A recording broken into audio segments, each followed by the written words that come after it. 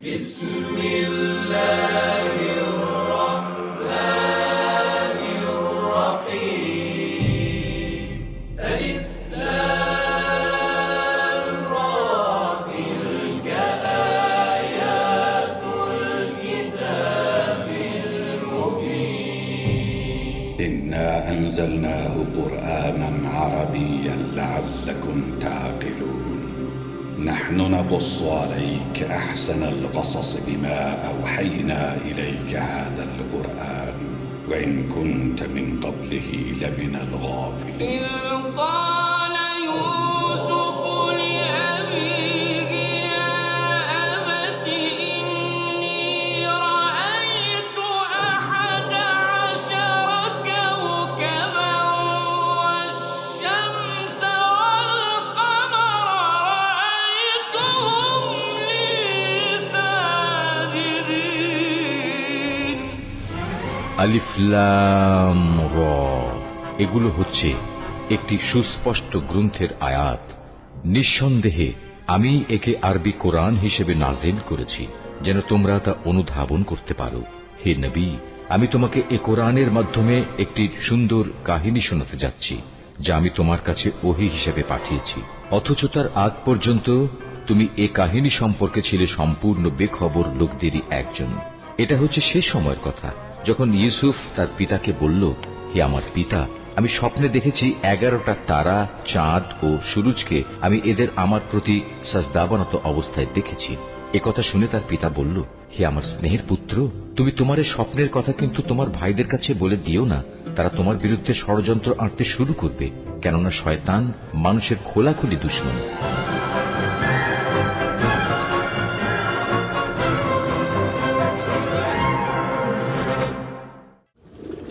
খোদা তাআলার এটাই ইচ্ছা, তুমি হবে বান্দাদের নাজাতের প্রতিনিধি। এই কাফেলার সঙ্গে দূরের কোনো দেশে চলে যাবে। তাহলে আমার আব্বাজানের কি হবে? আমি তো তাকে ভালোবাসি। তিনি অবশ্যই তোমার বিচ্ছেদে ধৈর্য ধারণ করবে, এটাই পরবর্তীকারের ইচ্ছা। আর কাফেলাদের কাছে তোমার ঠিকানা গোপন রাখবে। পারতপক্ষে তাদের প্রশ্নের খুব কম উত্তর দেবে। কিন্তু আমার পিতা তো আমার বিচ্ছেদ সহ্য করতে পারবে না। বিচ্ছেদের শোক তো মৃত্যুর শোকের চাইতেও উত্তম। যদি পিতার কাছে ফিরে যাও, তোমার ভাইরা তোমাকে হত্যা করবে। সুতরাং নীরব থাকো, পরবর্তীকারের ইচ্ছার মূল্যায়ন করো।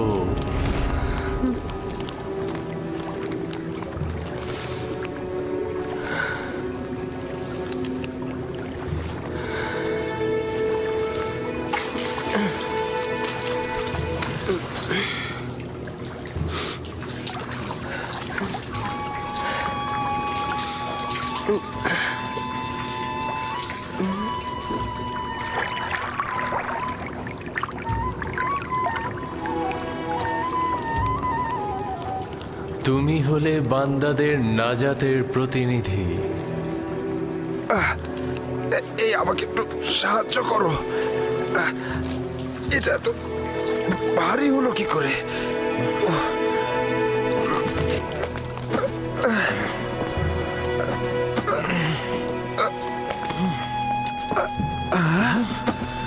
আরে আরে এই বালতির মধ্যে এটা কি? জানাবে মালিক, তুমি কি ফেরেশতা না ইনসান? ওঠো।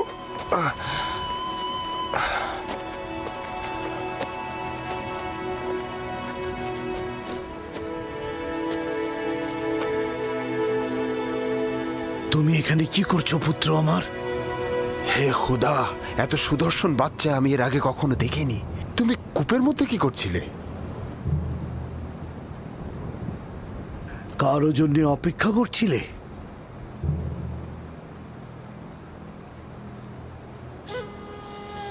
নীরব কেন আছো?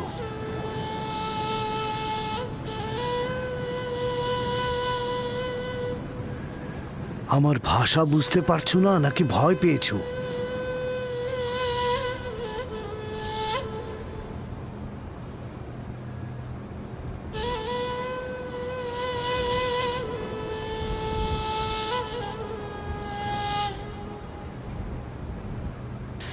সব কিছু বলে শেষ করার আগেই ওর মুখটা বন্ধ করে দিতে হবে।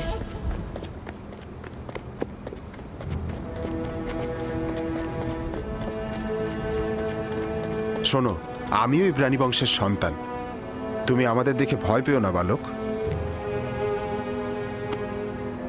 ভয় পেও না পুত্র আমার, এখানে কেউ তোমাকে আঘাত করবে না।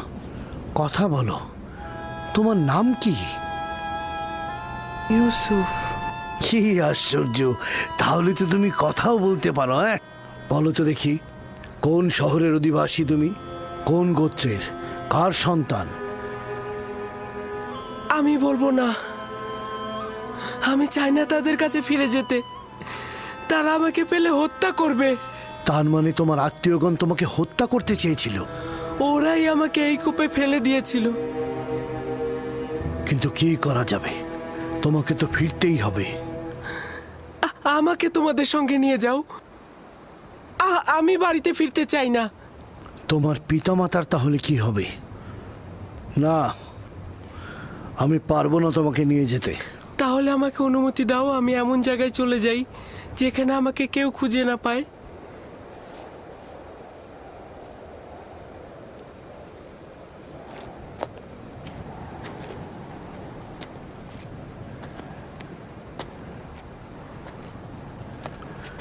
এই বাচ্চাটাকে নিয়ে কি করা যায় ফায়েক? আমি চাই ওকে নিয়ে যেতে। ওর পরিবার যদি সত্যি ওকে চাইতো তাহলে কূপের মধ্যে ফেলতো। এই মাসুম চেহারা কখনো মিথ্যা বলতে পারে না। প্রকৃতপক্ষেই যদি তার জান হুমকিতে থাকে, তার জান রক্ষা করা জরুরি। ও গোলাম হিসেবেও দামি হবে। আপনি কি বুঝতে পারছেন মালিক? ওকে বিক্রি করলে কি পরিমাণ টাকা পাওয়া যাবে? আমাকে বিক্রি করে ফেলো, আমাকে গোলাম হিসাবে, দাস হিসাবে তোমরা বিক্রি করো। শুধু আমাকে এখান থেকে নিয়ে যাও। এই চেহারা দাসের নয়, তাকে নিতে হলে গোপনে নিতে হবে, কেননা তার পরিবার তাকে ছিনিয়ে নিতে পারে।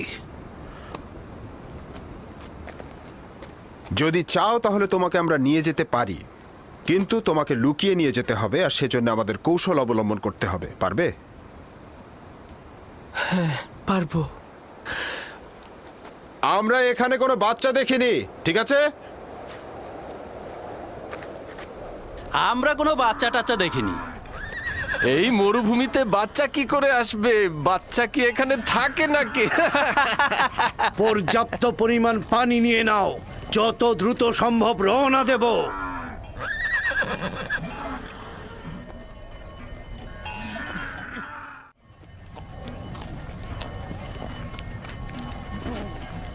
এরা কারা?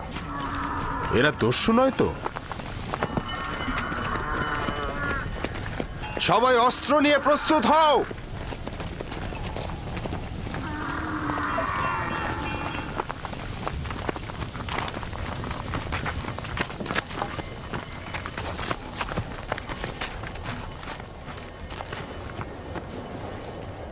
আমাদের গোলামকে তুমি কোথায় নিয়ে যাচ্ছ? কার কথা বলছো? যাকে কূপের ভেতর থেকে বের করে এনেছো, যে তোমাদের পেছনে লুকিয়ে আছে। তোমাদের গোলাম কূপের ভেতর কি করছিল? সে নিজেকে কূপের মধ্যে নিক্ষেপ করেছে, আমরা তো করিনি। তাকে বাঁচাওনি কেন? আমরা তো তাকে বাঁচানোর জন্যই দড়িয়ে আনতে গিয়েছিলাম। যাই হোক না কেন, সে এখন আমাদের গোলাম। কোন প্রকারে যদি সে নিজে না চায় তোমাদের সাথে যেতে? তার এইটা করার কোনো অধিকারই নেই। গোলাম তার মালিকের ইচ্ছার অনুগত।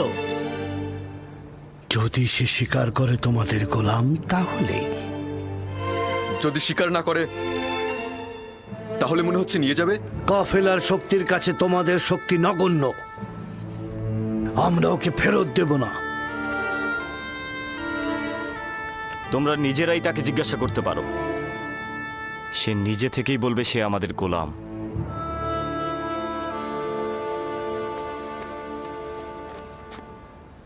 তুমি এদের ভয় পেও না, তোমার কোনো ক্ষতি করতে পারবে না এরা।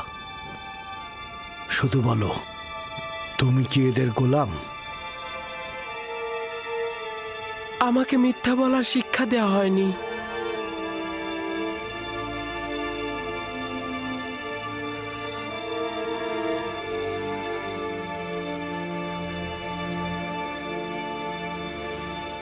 এরা বয়োজ্যেষ্ঠ ও আমার ইচ্ছার মালিক। আমি তাদের কিনারায় বড় হয়েছি। তারা আমার অধিবাসী। শুনলে তো, সে নিজেই বলেছে সে আমাদের গোলাম। ওর কথায় এখনো কিছু স্পষ্ট হয়নি। তুমি নির্ভয়ে আমাকে বলো, তুমি কি এদের গোলাম?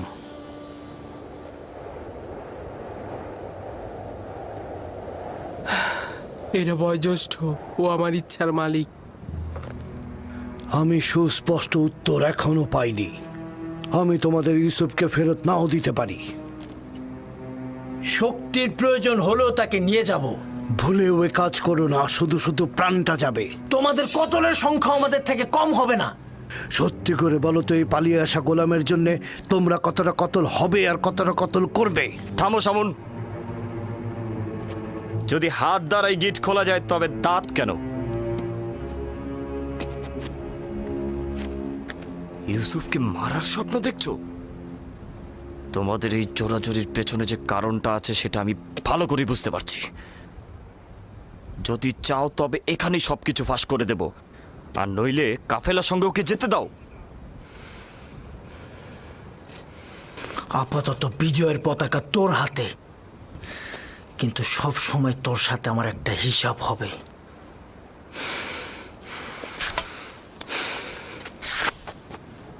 এই গোলামের মালিকানা পাওয়ার জন্যে আমার মনে হয় না কোনো রক্তপাতের দরকার আছে।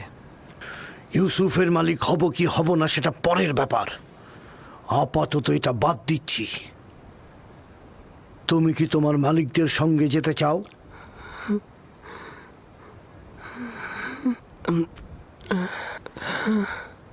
কি মনে মনে আমতা আমতা করছিস? যদি রাজি না থাকিস তবে সরাসরি বলে দে। আমরাও পালিয়ে আসা গোলামের জন্য এত আগ্রহী নই। আমরা ওকে বিক্রি করে দিতে চাই। আপনারা কি ওকে কিনতে চান? হঠাৎ এই সিদ্ধান্ত গ্রহণের কারণ জানতে পারি? কিছুটা তো কারণ আছেই। আমরা ওর পিছনে ঘুরতে ঘুরতে ক্লান্ত হয়ে গেছি, সেজন্য। ওর মূল্য কত চাও? 1000 দিরহাম। যদিও এর চেয়ে সে বেশি মূল্যবান, কারণ সে সুদর্শন ও বুদ্ধিমান। 1000 দিরহাম? তা ওই পালিয়ে আসা ভবঘুরে গোলামের জন্যে? না, আমি এত টাকা প্রদান করতে পারবো না। নেই চাই দিতে পারবো না। যা ছিল সব ব্যবসায়িক জিনিসপত্র কিনে শেষ করে ফেলেছি। ইউসুফকে দূরে পাঠানো আমাদের লক্ষ্য, ব্যবসা নয়। কি সমস্যা? চুপ থাক। কেন আমরা আমাদের লাভ ছাড়বো? হয় ব্যবসায়ীদের কাছে যা আছে তা নিয়ে নাও, নয়তো আব্বাজানের কাছে ইউসুফকে নিয়ে চলো। এবার সিদ্ধান্ত তোমার ওপর। কত দিরহাম আছে?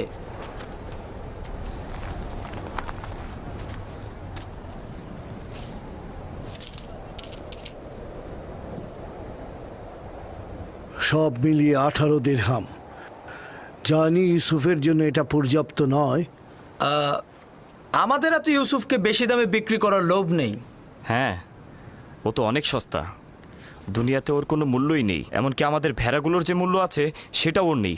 দেখতেই তো পাচ্ছেন কি করে ব্যবসায়িক উদ্দেশ্য গোপন করে ওকে আমরা স্বল্প মূল্যে বিক্রি করে দিচ্ছি।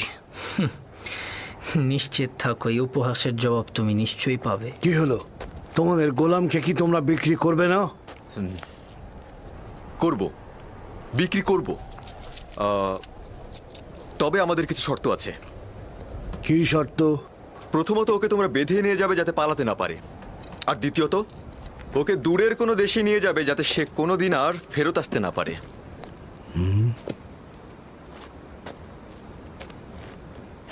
যদি একবারের জন্য তোকে ক্যানানে দেখি আমি, তবে জিন্দা ফিরতে পারবি না।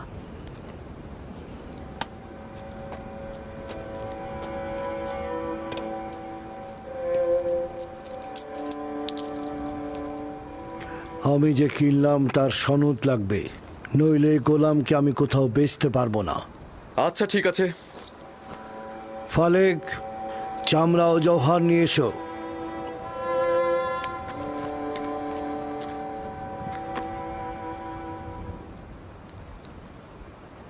চিন্তা করিস না, এরা আমাদের চেয়ে উত্তম। তাদের সাথে চলে যা। এখানে অনেক বিপদ আছে। আমাকে ক্ষমা কর, আমি তোর জন্য কিছুই করতে পারলাম না।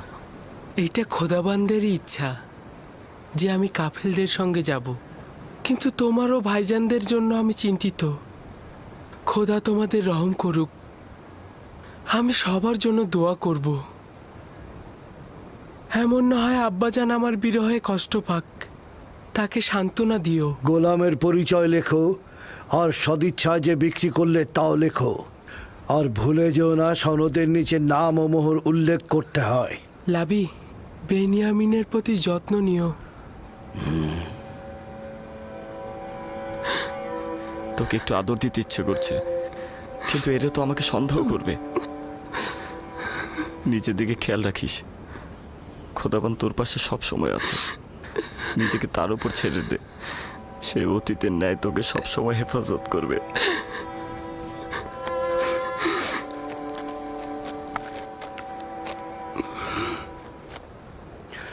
গোলামের হাত বেঁধে ফেলো, যদি পালিয়ে যায় তো তুমি দায়ী থাকবে। সনদটি সিন্ধুকের মধ্যে রাখো, আমরা এখনই রওনা হব।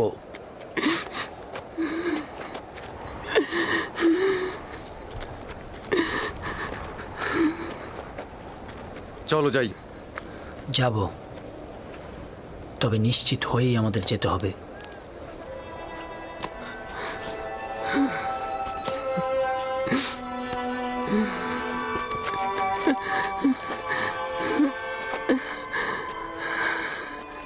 রওনা করো, চলো যাই।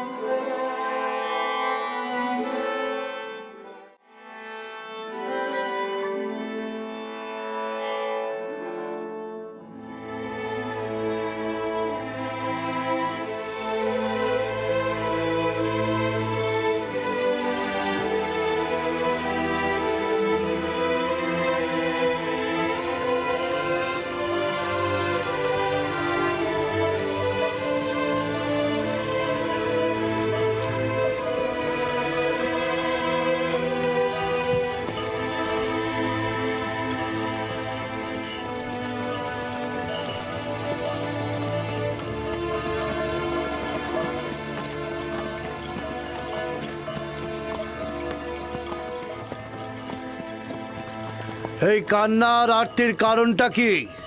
যদি আমার বিক্রেতাদের সঙ্গে খোদা হাফেজি করতে পারতাম, কেউ আমার সাথে খোদা হাফেজি করলো না। আজব, আমি তো তাদের মধ্যে তোমার জন্য কোনো দয়াই দেখলাম না, আর তোমারও তো তাদের জন্য ভয় ছাড়া আর কিছুই ছিল না। আর তুমি কিনা তাদের সাথে খোদা হাফেজ করার জন্য ব্যাকুল। এটা কি ধরনের আসক্তি? যদিও তারা আমাকে অনেক ঘৃণা করে, কিন্তু আমি তো তাদেরকে অনেক ভালোবাসি। তোমার জন্য এটাই ভালো হবে অতীতের সবকিছু ভুলে যাওয়া, কারণ আজ থেকে তুমি আমার গোলাম।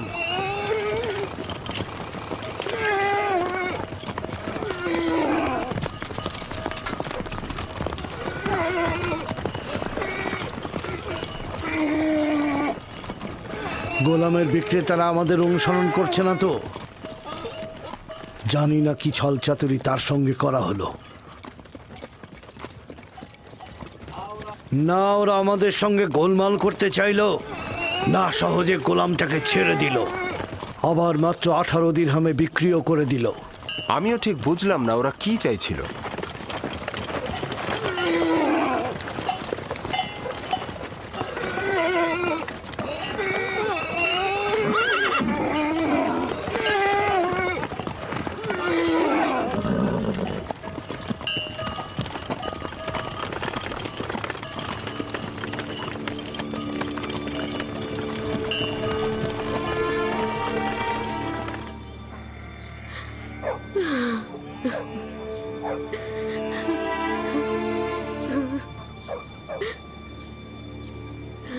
অনুভব করছি ইউসুফের অবস্থা ভালো নয়।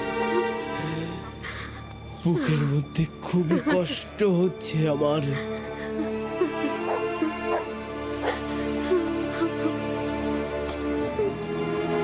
আরেকটা দিন শেষ হতে চলল। ইয়াকুব এখনো অপেক্ষায় বসেই আছে। যদি খোদাবন্ধ সদয় হন তো তবেই ইয়াকুব শান্ত হবে।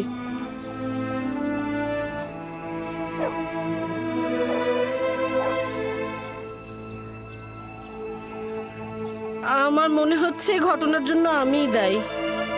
খোদাবন্দ আমাদের ক্ষমা করুক। আমি শুধু চেয়েছিলাম ইউসুফ যেন নেতৃত্ব না পায়, ও কতল হোক এটা আমি চাইনি। ইয়াকুব নবী বিশ্বাস করছে না, কিন্তু ইউসুফ তো কতল হয়েছে।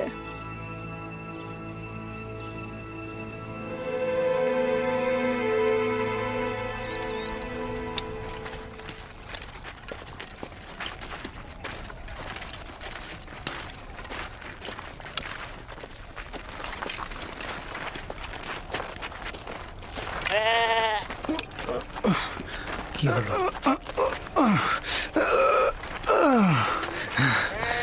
কি হয়েছে?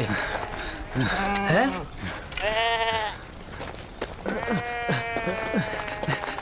নেকড়ে হামলা করে অনেকগুলো ভেড়া মেরে ফেলেছে। তাহলে তুই এখানে কি করছিলি? মরে গিয়েছিলি?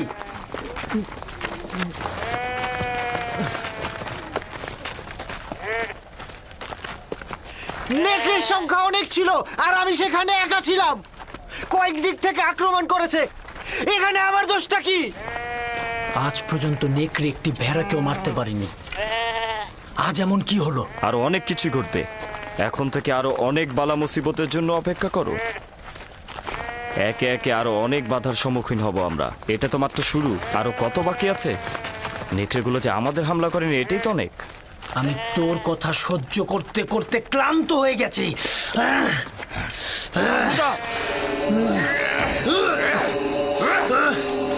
অনেক সহ্য করেছিল আমি। ইয়াহুদা ওকে মার। শামুন!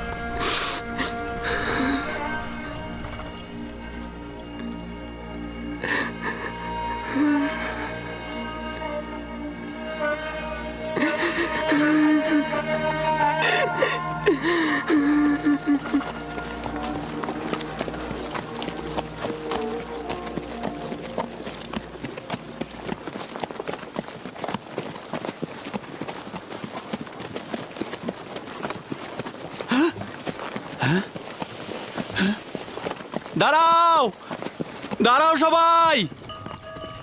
এব্রানি গোলাম পালিয়েছে। দাঁড়াও সবাই!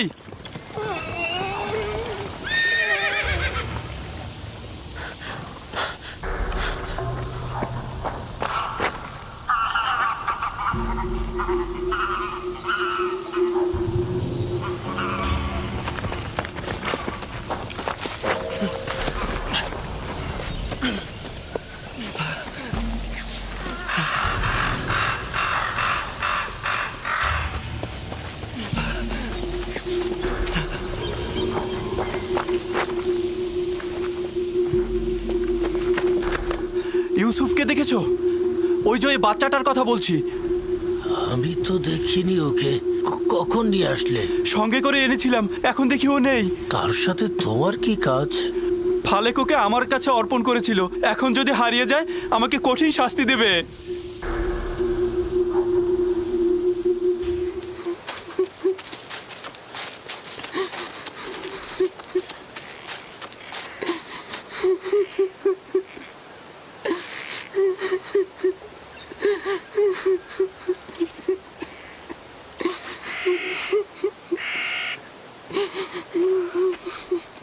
পালিয়ে আসিস এখানে, আমার হাত থেকে পালাবি?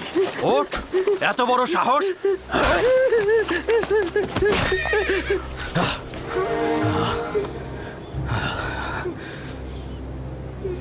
কি হলো আমার? আমার বুকের ভেতরটা না জানি আমার ইউসুফ কোথায় আছে, কোন বিপদে আছে। শান্ত হন খোদার নবী। আমার ইউসুফ কোথায় আছে? কেমন আছে আমার ইউসুফ?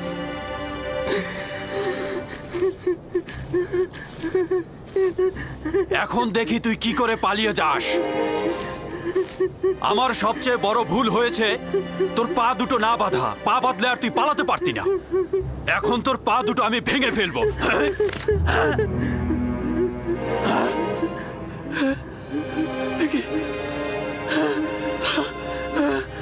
আমার হাত, আমার হাত।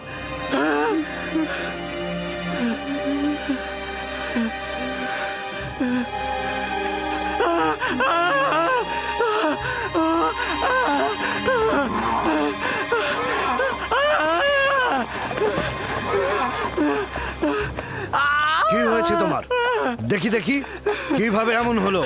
আমি জানি না কি করে হলো, আমি কিছুই বুঝতে পারছি না। এমনি এমনি তো আর এরকম হওয়ার কথা নয়। ভারী কিছু তুলেছিলে নাকি পাথরে আঘাত করেছিলে? কিভাবে ব্যথা পেলে বলো? কাফেলার পেছনে এসে দেখলাম ওই গোলামটি নেই। তারপরে তাকে খুঁজতে গেলাম, আর তারপরে দেখি ও কবরের পাশে লুকিয়ে লুকিয়ে। ও খুব ব্যথা। আমি রেগে গিয়ে তাকে একবার আঘাত করতে গিয়ে আমার হাতের এই অবস্থা হলো। ওকে আঘাত করার পর এরকম হয়েছে? এত ছোট বাচ্চার কি ক্ষমতা রয়েছে তোমার আঘাত নেবার? চিন্তা করলে না তার কথা তোমার উপর প্রতিশোধ নিতে পারে? ছোট লোক কথা কর। আমরা তো তাকে বিক্রয় করার জন্য নিয়ে যাচ্ছি। এইরকম আঘাত থাকলে আমরা তো কোনো মূল্যই পাবো না। পালিয়েছিলে কেন? আমি পালাইনি, আমার আম্মাজানের মাজার এটা। খোদা হাফেজি করছিলাম।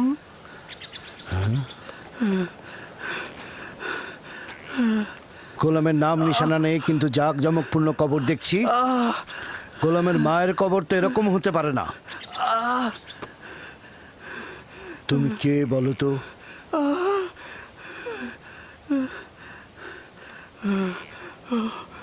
আঘাতটা খুব বেশি লেগেছে না?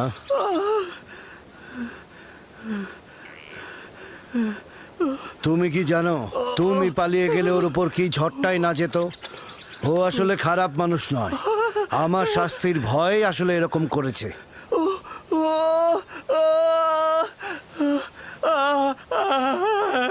তাকে কি তুমি এখন ঘৃণা করছো?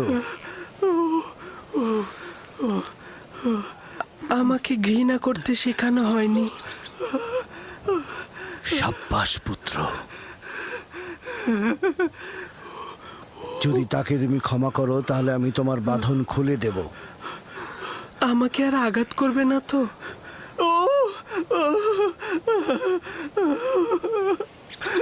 ইব্রাহিমের খোদার কসম, আমি থাকতে আর কেউ কোনোদিন তোমার গায়ে হাত দিতে পারবে না। একাত্মবাদী খোদা মানো? আমি মালিক ইবনে ইবনে আল কাইদ ইবনে ইসমাইল ইবনে ইব্রাহিম। আমি ইসমাইল জাবিউল্লাহর বংশধর। তুমি কার সন্তান?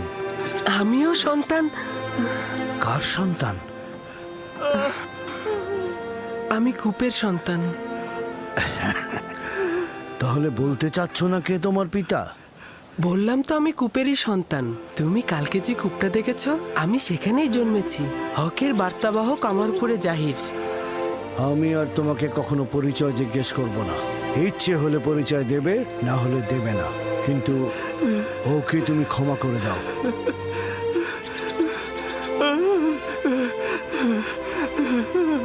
আমি অনেক আগেই তাকে ক্ষমা করে দিয়েছি। সাবাস পুত্র আমার, মায়ের কাছ থেকে বিদায় নাও, আমরা রওনা দেব।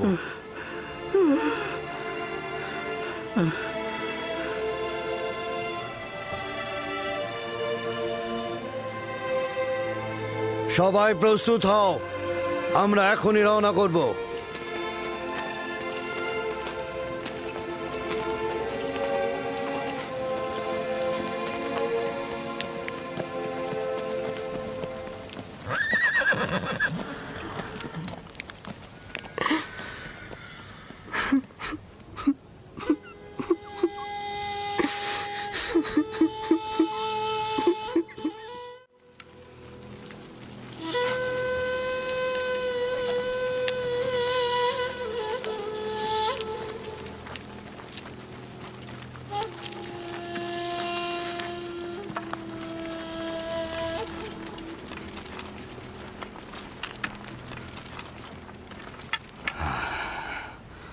ইউসুফের কোনো খোঁজ পেয়েছো?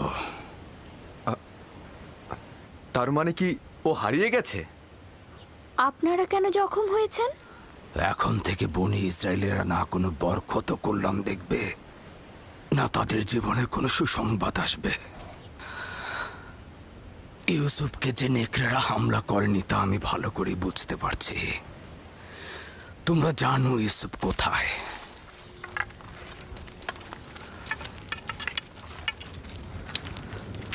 লাবি, আমি তোমার কাছে ইউসুফকে অর্পণ করেছিলাম। তুমি না থাকলে আমি ইউসুফকে মরুভূমিতে পাঠাতাম না। তুমি কেন লক্ষ্য রাখলে না? লাভি, ইউসুফ কোথায় বলো? আমি জানি তোমরা জানো ইউসুফ কোথায়। বলো ইউসুফ কোথায়? আমার ইউসুফকে এনে দাও, আমার ইউসুফকে এনে দাও, ইউসুফকে এনে দাও আমার। আমার ইউসুফ কোথায়? কোথায় আমার ইউসুফ? আমার ইউসুফকে এনে দাও। এসব বন্ধ করো। আমার ইউসুফকে এনে দাও। আমার ওকে ছেড়ে দাও লিয়া, ছেড়ে দাও।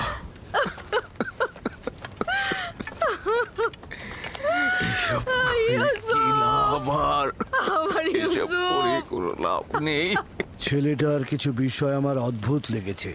জানি না তোমরা লক্ষ্য করেছো কিনা। তুফানে পথ হারিয়ে না ফেললে আমরা কিন্তু এ পথে আসতাম না। আর ঘোড়াগুলো যদি কূপের কাছে থেমে না যেত, আমরাও থামতাম না। আর যদি তৃষ্ণার্ত না হতাম, তাহলে পানীয় উত্তোলন করতাম না। এই সব কিছু খোদার ইচ্ছায় ঘটেছে, নইলে এই গোলাম আমাদের নসিবে আসতো না। যা তোমার রিজিকে থাকবে তা তুমি পাবেই, সেটা তুমি চাও বা না চাও। এর মধ্যে আবার কিছু জিনিস আছে যেটা একেবারে তোমার হাতে তুলে দেয়া হবে, যেটা তোমাদের নিজেদের কিসমত, যা খোদাবান্দা স্বয়ং নির্ধারণ করে দিয়েছেন, সেটার কাছে পৌঁছতে পারো। খোদা তাআলার অশেষ রহমতে এই সফরে এই গোলাম আমাদের নসিবে ছিল।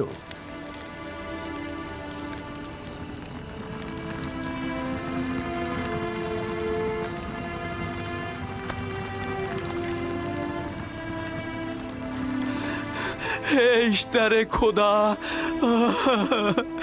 আমাকে নাজাত দাও।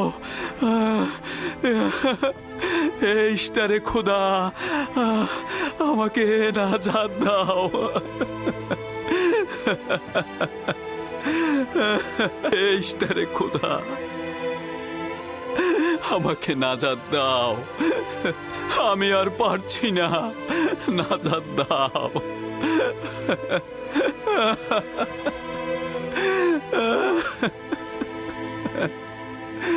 নাজাত দাও। এই ইশতারে খোদা, আমাকে নাজাত দাও।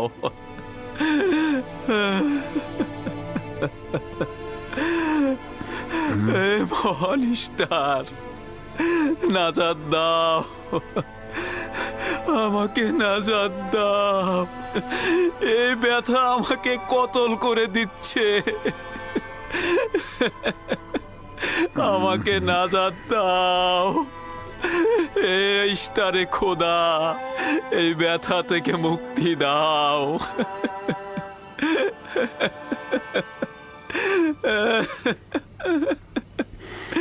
নাজাত দাও, নাজাত দাও।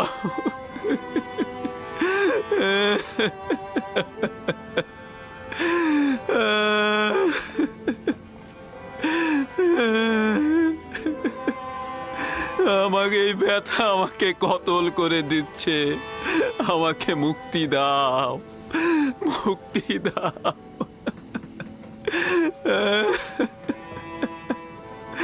আমাকে নাজাত দাও, আমাকে নাজাত দাও। এইটা আমাকে নাজাত দাও।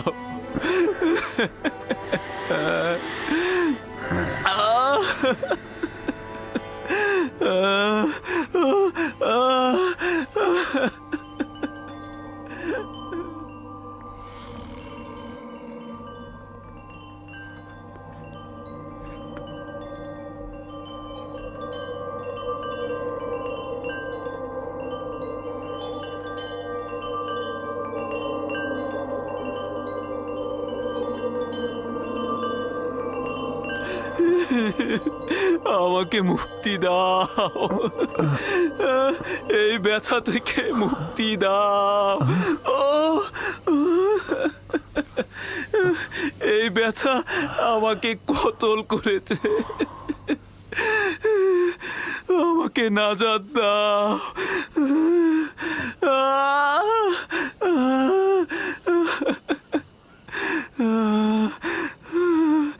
আমাকে নাজাত দাও।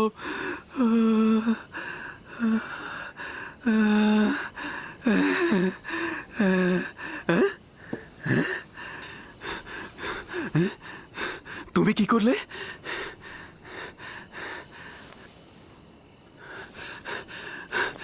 তোমার হাতগুলো আমাকে সাফা প্রদান করেছে। আমি তো কিছুই করিনি, সবাই তো এটাই করে। একটু মালিশ করে দিলেই তো ব্যথার পরিবর্তন হয়। কিন্তু এর আগে জনাব মালিক আমার হাতে কত কিছু দিল, মালিশ করলো, কই তখন তো ব্যথা কমলো না? এখন তো ব্যথা নেই।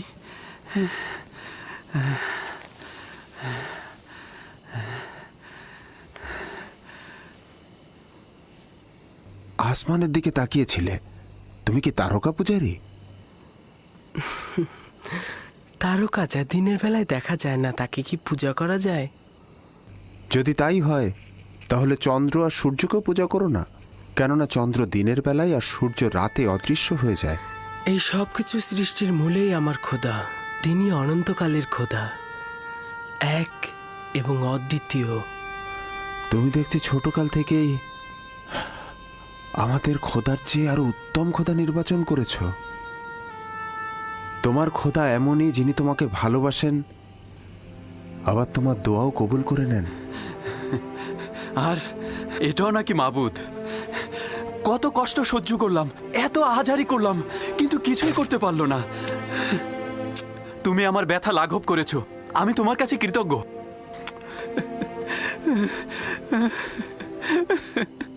আমি তোমার কাছে কৃতজ্ঞতা জ্ঞাপন করছি। এই কয়েক ঘন্টায় ব্যথায় আমার জান যাবার উপক্রম হয়েছিল। আমি তোমাকে চর মারার জন্য তোমার কাছে ক্ষমা প্রার্থনা করছি। চরটি ভালো ছিল, যদি চর আপনার হেদায়েতের কারণ হয় তাহলে আমি সন্তুষ্ট। এই এলাকার অধিবাসী হিসেবে এখানকার সব পথ সম্পর্কে আমি অবগত। প্রতিবার আমি কাফেলারদের পথ দেখাই, কিন্তু এবার মনে হচ্ছে তুমি আমাদের পথ দেখাবে। হেদায়েত তার হাতে, তিনি যাকে চাইবে হেদায়েত করবে, যাকে চাইবে না হেদায়েত করবে না, তাকে অন্ধকারে ডুবিয়ে রাখবে।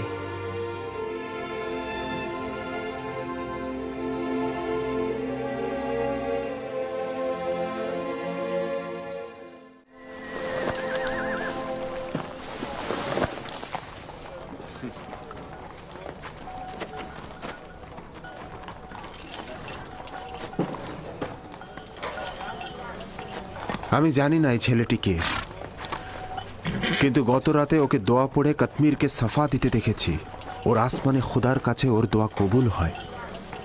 সম্ভবত ও খোদার আশুলিয়া। কাশ্মীরের সাফা প্রাপ্তির সঙ্গে ওর খোদার আশুলিয়া হওয়ার সম্পর্ক নেই। গতকালই তো বলেছিলাম ইউসুফ যদি ওকে ক্ষমা করে তাহলে সে সাফা পাবে। কিন্তু আপনি আমার খোয়াবকে কি বলবেন? আমি খোয়াবে দেখেছি ও যেদিক দিয়ে যাচ্ছে সেদিকে সবুজ গাছে ভরে যাচ্ছে। খোয়াব তো কোনো মানদণ্ড হতে পারে না। তুমি একাত্মবাদী খোদাকে চেনো না। কেউ যদি জুলুম করে সে শাস্তি পাবেই। তাকে অবশ্যই খোদাবন্ধ শাস্তি দেবে, হয় এই দুনিয়ায় নয়তো পরের দুনিয়াতে। জুলুমকারীর শাস্তি অবশ্যই হবে।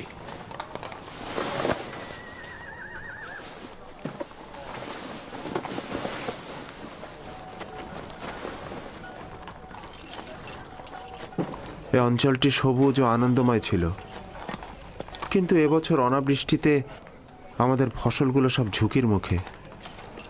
আমি এই অঞ্চলের বাসিন্দা। যদি বৃষ্টি না হয় তাহলে দুর্ভিক্ষে সব শেষ হয়ে যাবে।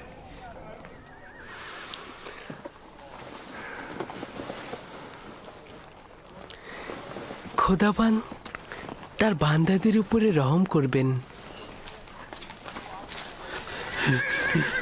জনাব মালিক, একজন কাফেলার অবস্থা খুবই খারাপ, আপনি একটু দেখবেন।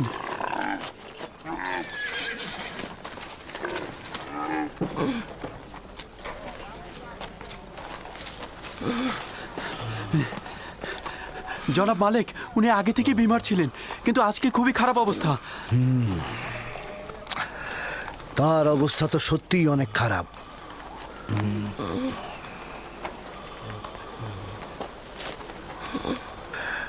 তার তো নিঃশ্বাস আসছে আর যাচ্ছে।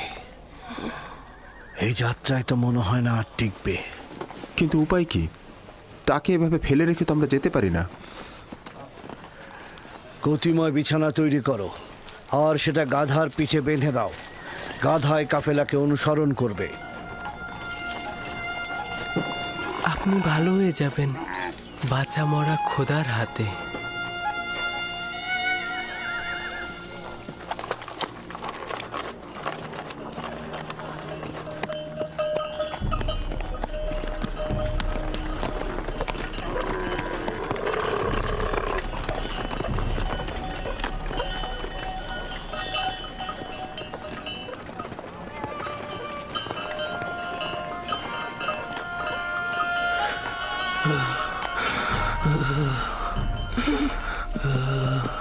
প্রিয় পুত্র আমার, আমার আর সময় বেশি নেই। আমি আর বেশিক্ষণ বাঁচব না। তুমি চলে যাও, আমি মারা পড়বো। আমি আছি আপনার কিনারায়। চলে যাও। আপনি উত্তেজিত হবেন না। মৃত্যু ও জীবন খোদার হাতে। তিনি কাউকে নিরাশ করেন না।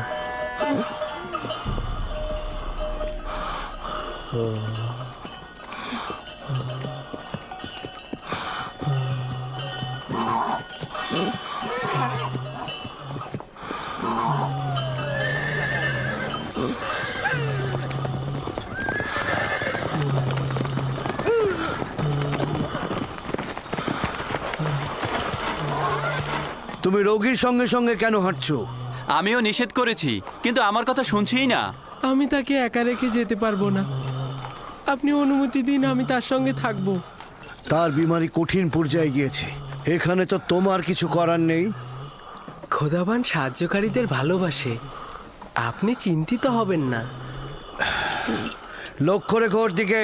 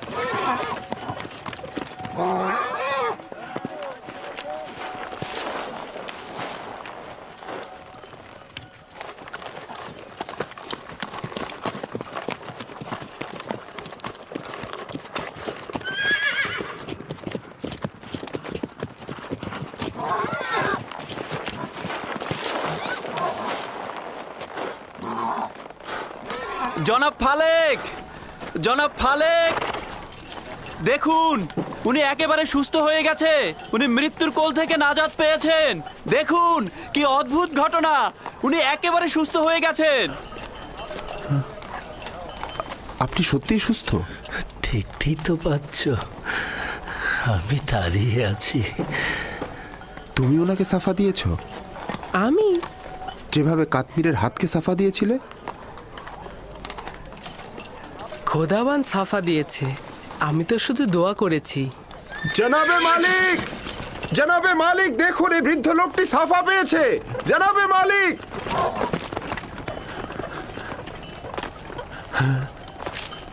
আচ্ছা, তুমি এই বিমার লোকটির সাথে থাকার জন্য কেন জোরাজুরি করছিলে? আমিও তোমার মতো পথ প্রদর্শক।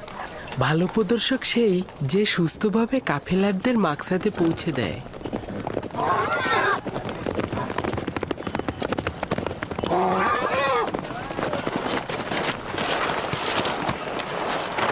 ব্যাপার কি, সবাই থেমে গেলে কেন? ইউসুফ আমাকে বলল এই গতিময় বিছানা থেকে নেমে এসো। আমি নেমে আসলাম।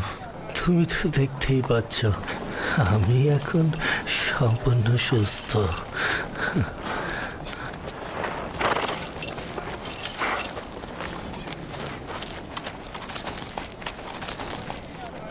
আরে আপনি তো সুস্থ হয়ে গেছেন। ইউসুফ আমার জীবন বাঁচিয়েছে, আমি ওর কাছেই ঋণী। ও যদি আমার সেবা যত্ন না করতো, নিঃসন্দেহে আমি এতক্ষণে মারা পড়তাম। আমি তো শুধুমাত্র আপনাকে সামান্য যত্ন করেছি, এইটা তেমন কিছু নয়। উনি তো একেবারে মৃত্যু সজ্জায় ছিলেন, ওনার বাঁচার কোনো আশাই ছিল না। আমি জানি না তোমার খোদা কেমন খোদা, শুধু এইটুকু জানি তিনি অনেক শক্তিশালী আর তোমাকে অনেক ভালোবাসেন। তুমি আমার জন্য দোয়া করলে আর তোমার দোয়াতেই আমি ভালো হয়ে গেলাম। তোমার খোদা তোমার দোয়া কবুল করে আমাকে সুস্থ করে দিলেন।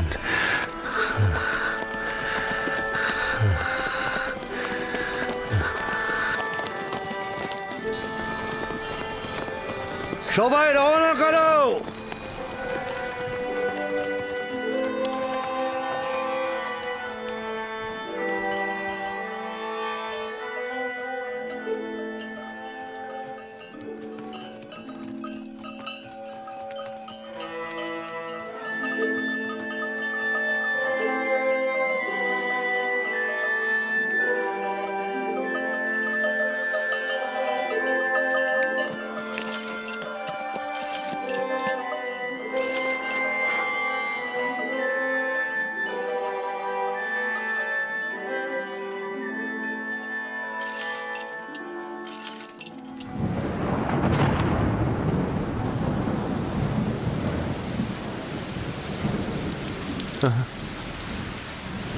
এই বৃষ্টি নিশ্চয়ই ইউসুফের ওসিলাই হচ্ছে।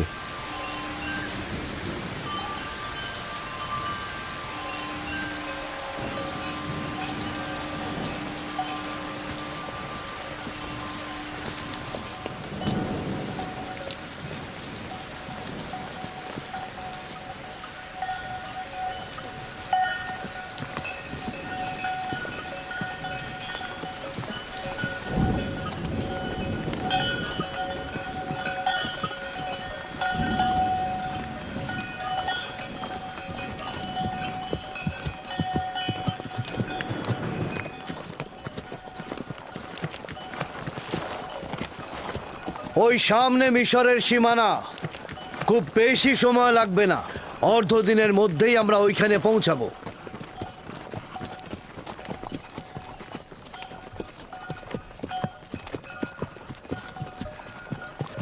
এখন পর্যন্ত যে আসলাম সীমান্ত রক্ষিত দেখিনি। কেনান, হেজাজ সহ এই সকল এলাকায় গোত্রভিত্তিক প্রশাসন ব্যবস্থা রয়েছে। এদের আয়তন এবং সীমানা সুনির্দিষ্ট নয়, কিন্তু মিশর প্রাচীন সভ্যতার অধিকারী এবং সুশৃঙ্খল সামরিক বাহিনীর অধিকারীও বটে। তবে সীমান্তের অধিকাংশ জায়গাতেই এদের প্রহরী রয়েছে। মিশরের ফেরাউন পৃথিবীর সর্বাপেক্ষা শক্তিশালী শাসক।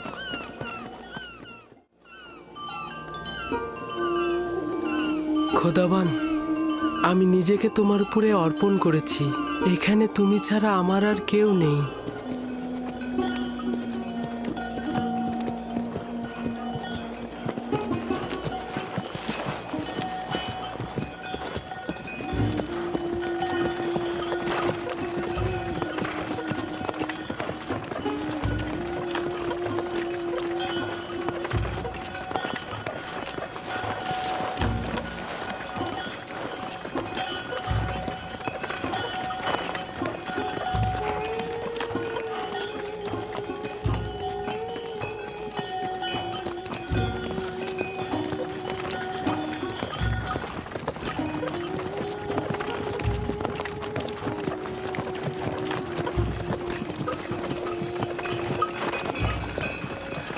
এটাই হচ্ছে মিশরের সীমান্ত।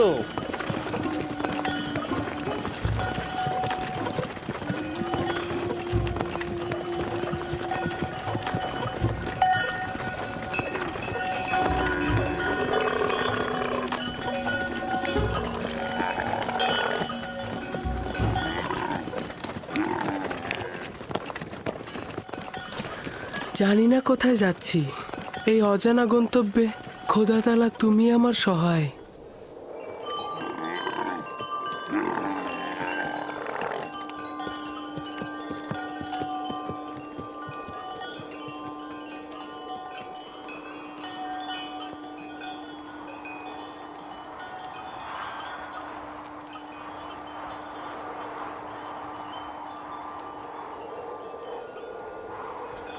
এই দাঁড়াও, তোমরা কারা?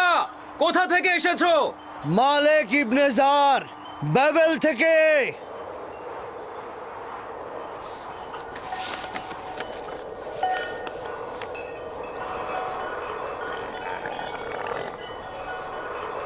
তোমরা যেতে পারো। চলো।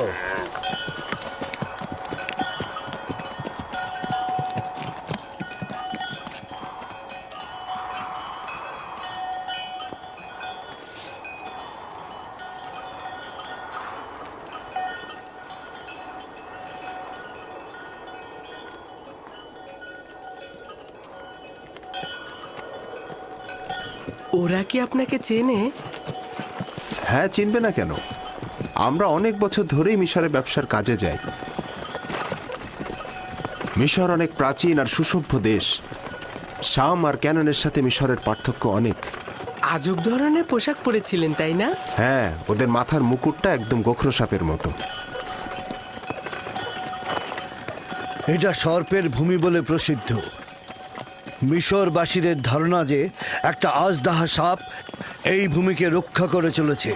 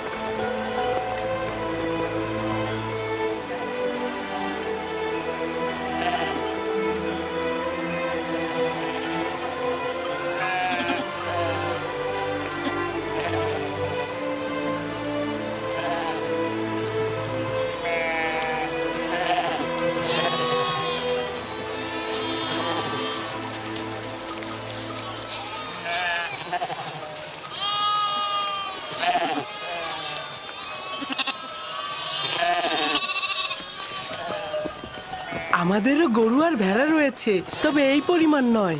এরা অনেক সম্পদশালী, না? এই যত সবুজ ফসলি জমি আর পশুর পাল দেখছো, সবকিছুর মালিক ওদের দেবতা আমুন।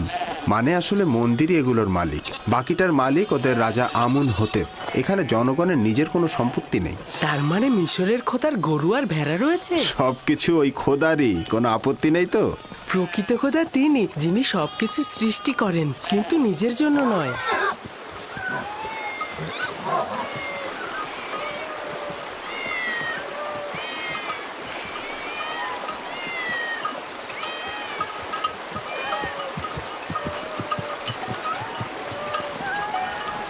এই বিড়ালগুলো এখানে কি করছে? এই শহরের লোকদের খোদা হলো বিড়াল। এটাই এই শহরের মন্দির, শহরের ঠিক মুখে। এই শহরের মানুষ বিড়াল খুব ভালোবাসে।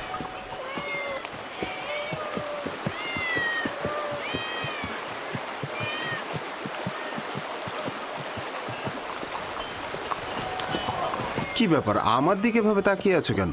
আমি কিন্তু বিড়াল পূজারী নই। আর অন্য সবার খোদা তোমার খোদার মতন ত্রুটিহীন আর অতুলনীয় নয়।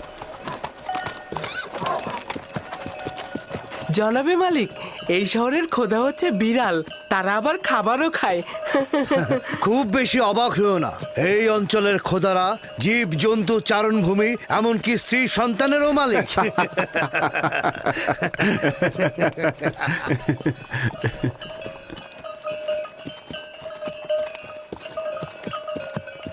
তার মানে মিশরে একাত্মবাদী খোদার ইবাদত হয় না? এখানে এক খোদার ইবাদত অপরাধ। তুমি কখনো এক খোদার কথা কাউকে বলবে না, আর ভুলেও কখনো এদের খোদাকে তিরস্কার করবে না, তাহলে কিন্তু রক্ষা পাবে না।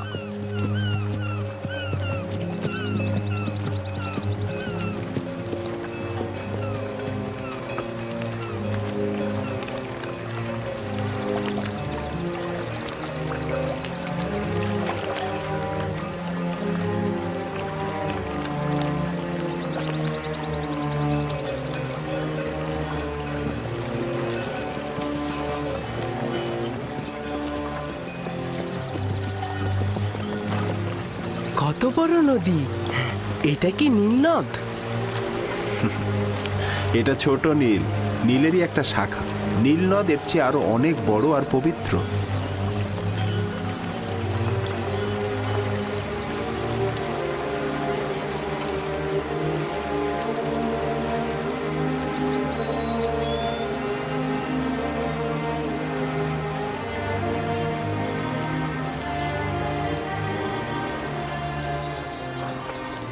কেন পবিত্র?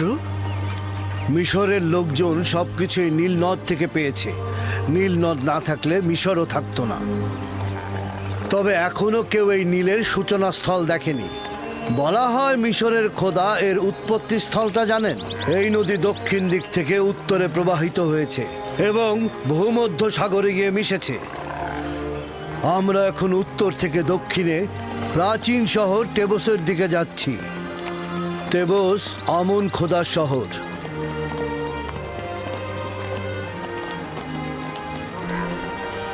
নীলের ওই পাশটা পশ্চিমে মৃত ব্যক্তিদের দুনিয়া। ওই যে বড় পিরামিডগুলো মিশরের ফেরাউনের সমাধি। এটাকে মমফিস বলা হয়। এই জায়গা থেকে নীল নদ বিভিন্ন শাখা প্রশাখায় বিভক্ত হয়েছে।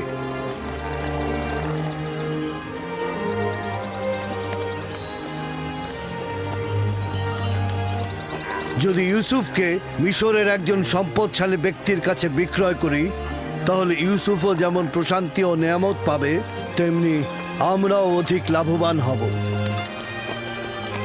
আফসোস, যদি ইউসুফকে বিক্রি না করা লাগতো। সেটা সম্ভব নয়।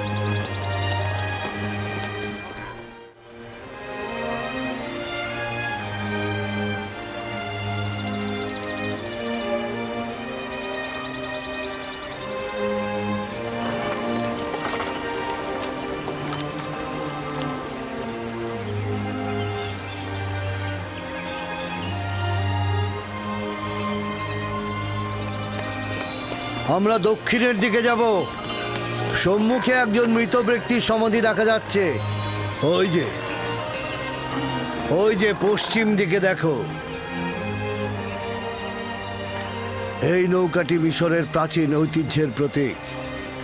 কোনো সম্ভ্রান্ত ব্যক্তি মারা গেলে এইভাবে নৌবহর সাজিয়ে নদী পরিভ্রমণ শেষে নির্ধারিত স্থানে তাকে সমাহিত করা হয়। ওই যে দূরে অনেকগুলো দরজা দেখছো, ওটা এই নগরীর প্রধান ফটক। আমরা ওই পথ দিয়ে প্রবেশ করব।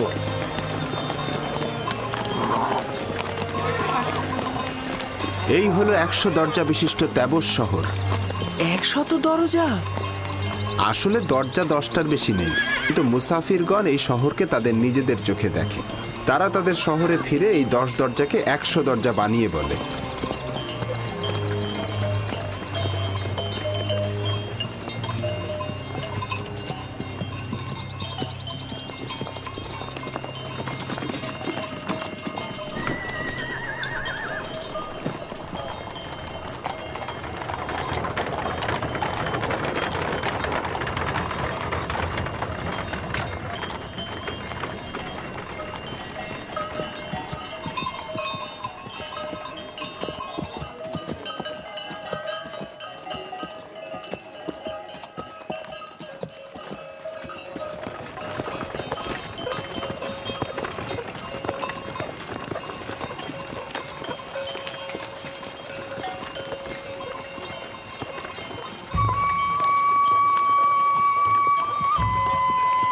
মালিক ইবনে জার, বাবেল থেকে।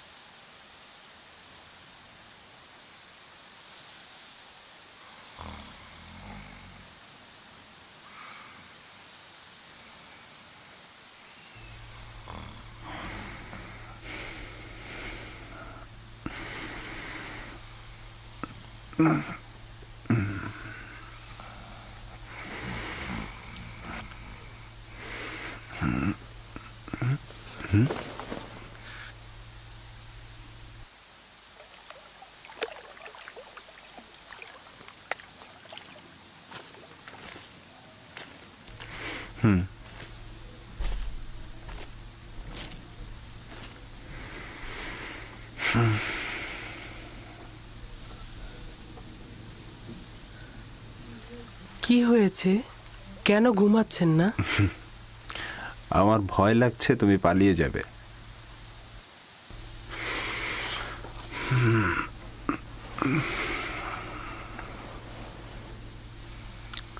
আসলে তুমি কে? তুমি খুব সাধারণ কেউ না। আমি তো পূর্বেও এর উত্তর দিয়েছি।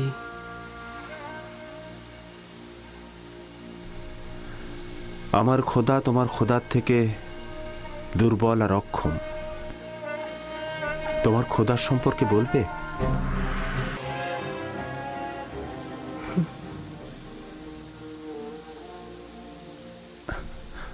তোমার খোদা হাজির, তোমার খোদা নাজির। আমি সবখানে তার অনুগ্রহ দেখেছি। কত সহজেই তুমি তার সাথে সম্পর্ক স্থাপন করো। সে তোমার ডাকে সাড়া দেয়, তোমার দোয়া কবুল করে। তোমার অন্য ইনসানের সাথে কুদরতের পার্থক্য রয়েছে। তুমি কে? খোদা ভালো কাজে সাড়া দেয়, সহযোগিতা করে। তোমার এই খোদাটা কে যে সব জায়গায় তোমার সহযোগী? তুমি তো এতক্ষণ তার বর্ণনায় দিলে। তার প্রতি আমি ঈমান আনতে চাই। তুমি ঈমান এনেছো, তার প্রতি তো তোমার ঈমান রয়েছে। আমার ঈমান রয়েছে?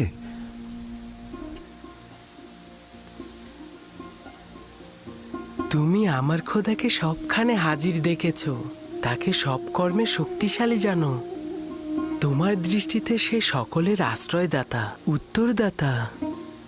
নিজের খোদাকে তুমি দুর্বল ও অক্ষম আখ্যায়িত করেছো, এগুলোই ঈমান। তার মানে আমিও তোমার মতো এক খোদার ইবাদতকারী? কাশ্মীরের ছাপা পাওয়ার রাতেই তুমি ঈমান এনেছিলে। আমি তো তোমার কথা শুনে বুঝতে পেরেছিলাম। তুমি কে? সত্যি করে বলো, তুমি কে? তুমি আমাদের সম্পর্কে এত অবগত। তোমাকে তোমার এক খোদার কসম, সত্যি করে বলো তুমি কে? বলো। কসম দিও না, বলার অনুমতি নেই আমার। আমার ইচ্ছায় কিছুই হচ্ছে না, সবকিছু খোদা তাআলার ইচ্ছাই হচ্ছে। এবং সেই পবিত্র ইচ্ছা পূরণের জন্যই তিনি আমাকে মিশরে এনেছেন। পবিত্র ইচ্ছা? আমাকে কিছুটা তো বলো। আমি জানি না, ভবিষ্যতে অবশ্যই জানবেন। আমি চাই না মালিক তোমাকে বিক্রি করুক। আমি অবশ্যই বাধা দেব। খোদাবান সব বিষয়ে অবগত। যদি তিনি আমাকে গোলাম হিসেবে চান, আমি রাজি।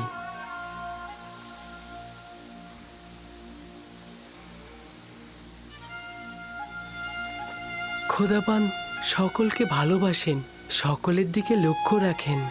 এখনো বলবে না তোমার পিতার নাম? আপনাকে বলেছি তো, আমি কূপের সন্তান।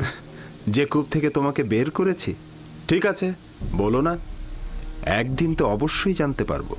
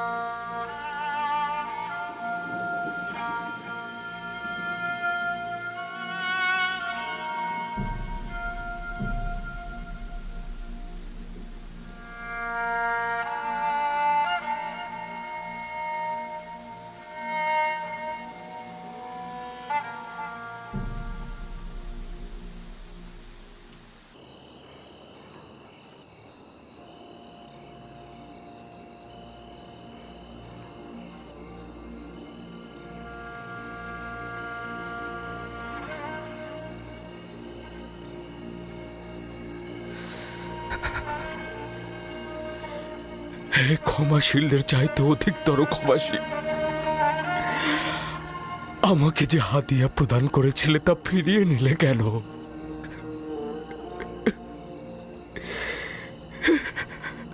বিজ্ঞজনেরা যা প্রদান করে তা ফিরিয়ে নেয় না, তুমি এটা ফিরিয়ে নিলে কেন? আমার ইউসুফকে তুমি ফিরিয়ে দাও। হে খোদা, আমার ইউসুফকে ফিরিয়ে দাও।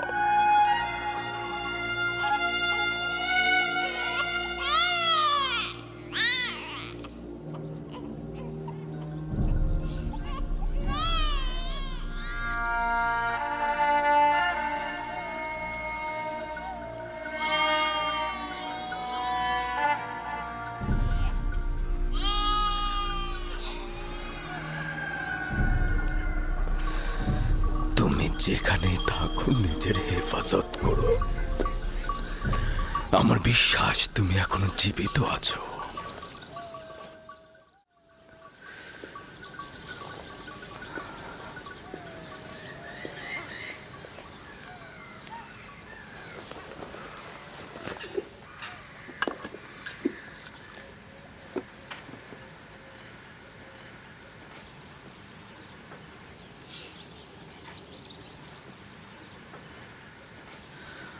আর একবার তোমার পুত্রদেরকে জিজ্ঞেস করো ইউসুফের সাথে তারা কি করেছে।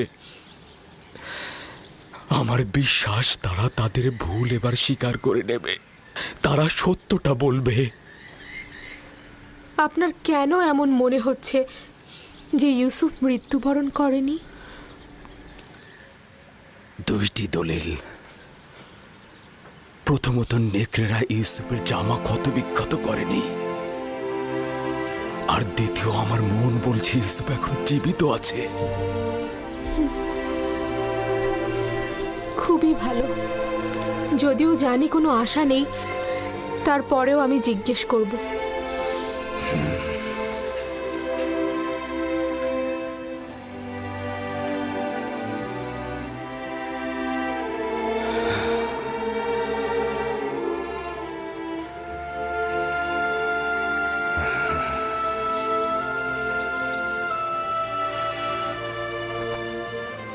আমি চাই তারা তাদের ভুল স্বীকার করে তওবা করুক।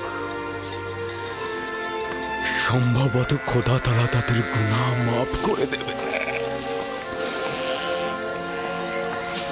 নিজের চোখে দেখিনি, কিন্তু সবকিছু দেখে আমাদের মনে হয়েছে ইউসুফকে নেকড়েরাই খেয়েছে। আর এটা কতবার বলবো? যদি দরকার হয় তাহলে 1000 বার বলবে তুমি। তুমি যদি ছোট থাকতে তাহলে মিথ্যে বলার জন্য তোমাকে চাবুক পেটা করতাম। যদি নেকড়েরা ইউসুফকে ছিন্ন ভিন্ন করে থাকে তাহলে তার পিরান কি করে ঠিক থাকলো? আরে বাবা, তা আমরা কি করে বলবো? আমরাও তো বুঝতে পারছি না এটা কি করে ঘটলো। তোমাদের সবাইকে অভিশাপ দিচ্ছি, তোমরা সবাই মিথ্যে বলছো। নেকড়েরা ইউসুফকে কিচ্ছু করেনি। মানুষরূপী নেকড়েরা ইউসুফকে ছিঁড়েছে, মানুষরূপী।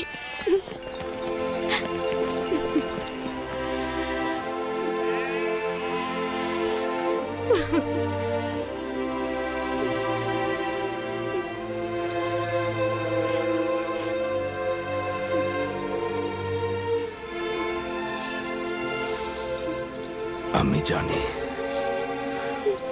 ওরা আবারও বলেছে নেকড়ে ইউসুফকে খেয়ে ফেলেছে। আশা করি খুব দেরি হবার পূর্বেই ওরা ভুল স্বীকার করবে। 110 কেউ আছে? 250। 250। আমি 300 দেব। 300। আর কেউ আছে? আর কেউ? 300। আর কেউ আছে?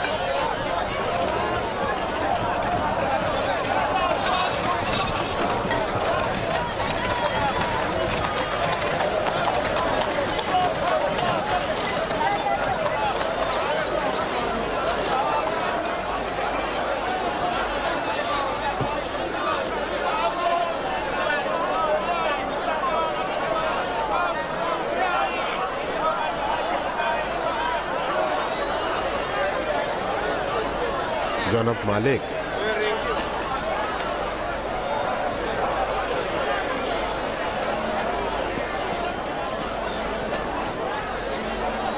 ওকে বিক্রি করবেন না।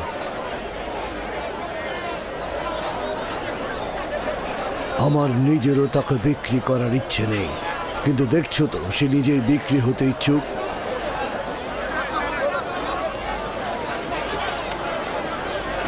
এই গোলামটার মূল্য কত?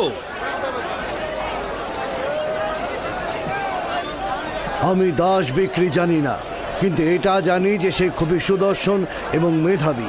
সে শিক্ষিত, সেই জন্য তার মূল্য অনেক উচ্চতর হয়েছে। আমি তাকে সস্তায় বিক্রি করব না। সে কিন্তু মন্দিরের জন্য খুব ভালো খেদমতকার হবে। এরকম সৌম্য চেহারার খেদমতকার হলে সবাই কিন্তু আকৃষ্ট হবে। ওকে আমাদের খরিদ করতেই হবে। 50 থেকে শুরু করি, কি বলেন? 50 দেবন দেব, বিক্রি করবে? তার মূল্য এর চাইতে অনেক বেশি জনাব। 100 দেবন দেব। এর থেকেও বেশি প্রাপ্য। বেশি দেবার প্রস্তাব কারো আছে?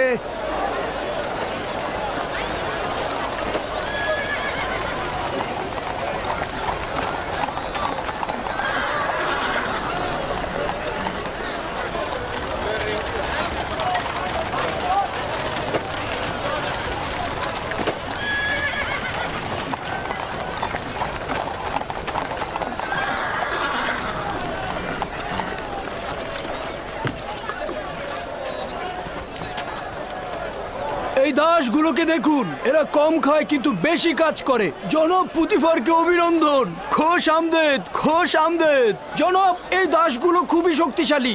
দুটো ঘোড়ার কাজ একাই করে দেবে। কেমন দাম এদের? আগে দেখুন না, ভেড়ার মতন শান্ত। 300 দেবন দেবেন? 100 করে পাবে। কি বলছেন জনাব? 100 দেবন অনেক কম হয়ে যায়। দেখুন কি সুন্দর চেহারা। আচ্ছা ঠিক আছে, আপনি 200 দেবন দেবেন। যতই কথা বলো, 100 দেবনের বেশি তুমি পাবে না। জনাব একটু বিবেচনা করুন। ঘোড়ার মতন শক্তিশালী, ভেড়ার মতন শান্ত। আমি তোমাকে বলেছি বিক্রয় না করতে চাইলে রেখে দিতে পারো। কি বলছেন জনাব? বাচ্চাটা কিন্তু অনেক সুদর্শন, কি বলো, তাই না? হ্যাঁ, সামর্থ্য থাকলে কিনে নিতাম। কত দিব বলে? আচ্ছা ঠিক আছে, ঠিক আছে। এগুলোকে গাড়িতে তোলো, তাড়াতাড়ি গাড়িতে তোলো। জনাব, আপনি যে 200 টাকা করেন, এটা কিন্তু এই বাচ্চাটার কোনো জায়গায় পাবেন না। একদম শান্ত, ভেড়ার মতন শান্ত, ঘোড়ার মতন শক্তিশালী। এরকম দাস আপনি কোথাও পাবেন না। তবে কি জানেন জনাবে আলী, 200 করে বিক্রি করলেও কিন্তু আবার লোকসানি থেকে যায়।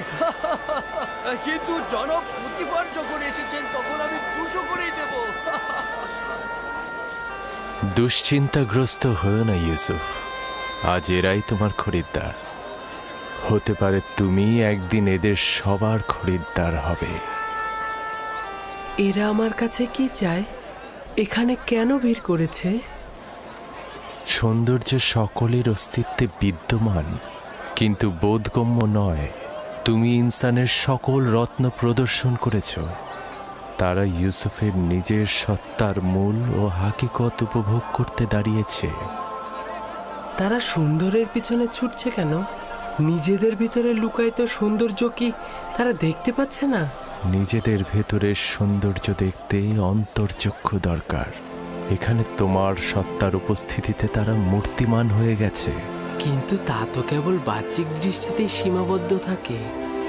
সকলেরই দৃষ্টি রয়েছে ইউসুফ, কিন্তু অন্তর্দৃষ্টি সকলের নেই। এই পরিস্থিতিতে আমিও তাদেরই ন্যায়। যদি তারা নিজেদের সৌন্দর্য বুঝতে পারত, আমাকে কেনার জন্য এত আগ্রহী হতো না। তারা না যতটা ইউসুফকে পছন্দ করার কারণে, তার চাইতেও খোদার খলিফাকে দেখার আগ্রহের কারণে হাজির হয়েছে। আদমকে সিজদা দেবার জন্য ফেরেশতারা উৎসুক হয়েছিল। এটা জানো ইউসুফ? 250 দেবন, 250 দেবন, 250 দেবন, 300 দেবন, 300 দেবন, 300 দেবন, 300 দেবন। আর কেউ আছেন? 320 দেবন, 380 দেবন, 380 দেবন, 380 দেবন। আর কেউ আছেন? 380 দেবন। আমি 400 দেবন দেব। এর চেয়ে বেশি দাম কে দিতে পারবে? কেউ কি চায় প্রস্তাব রাখতে এর চেয়ে বেশি দেবার? দেখতে শান্ত হলো, কিন্তু এরা অনেক শক্তিশালী। একাই এক গাড়ি লোহা টেনে নিয়ে যেতে পারে। এটা কেউ নিয়ে যাও। খুব ভালো নির্বাচন করেছেন। 3টা দাস নিয়েছেন না? আচ্ছা ঠিক আছে, আপনি 600 দেবন দেবেন। অনেক জিতে গিয়েছেন কিন্তু।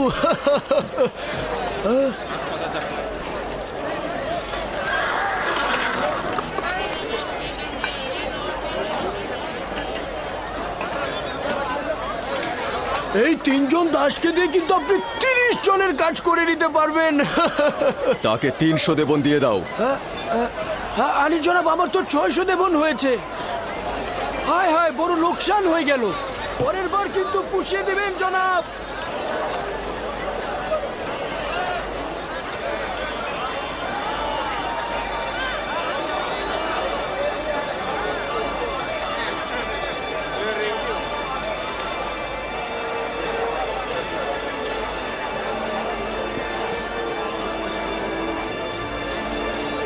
রওনা দাও।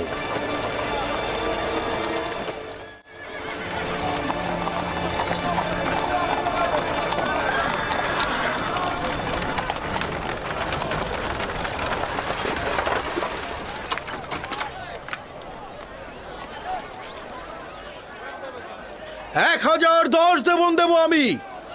1020 দেবন দেব আমি। 1100 দেবন।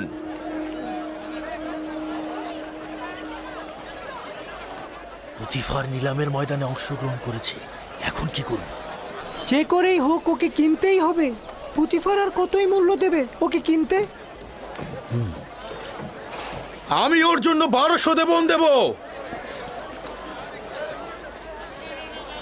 ওকে কিনতে 1300 দেবন দেব আমি। 1300 দেবন উঠেছে। এর চেয়ে বেশি কি কেউ দিতে চায়?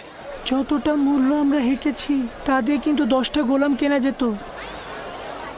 কিন্তু পুতিফারকে যে করেই হোক আমাদের কিন্তু হারাতেই হবে।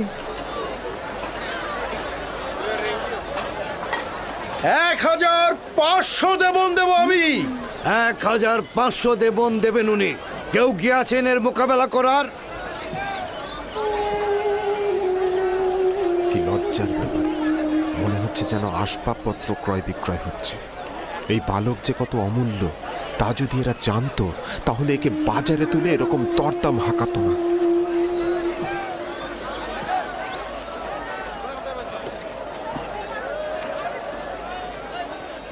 $2000 দেবন। আমি দ্বিগুণ বলছি। তার মানে তো 3000।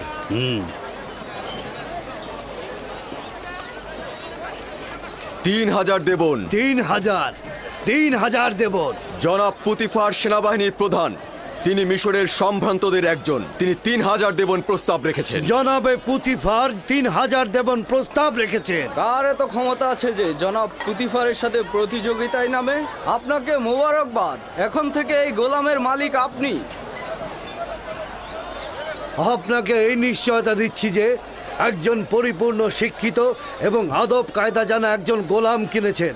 অনেক সৌভাগ্য, কল্যাণ এবং বরকতময় গোলাম। এই গোলাম জনাব পুতিফারের কাছে বিক্রয় করা হলো।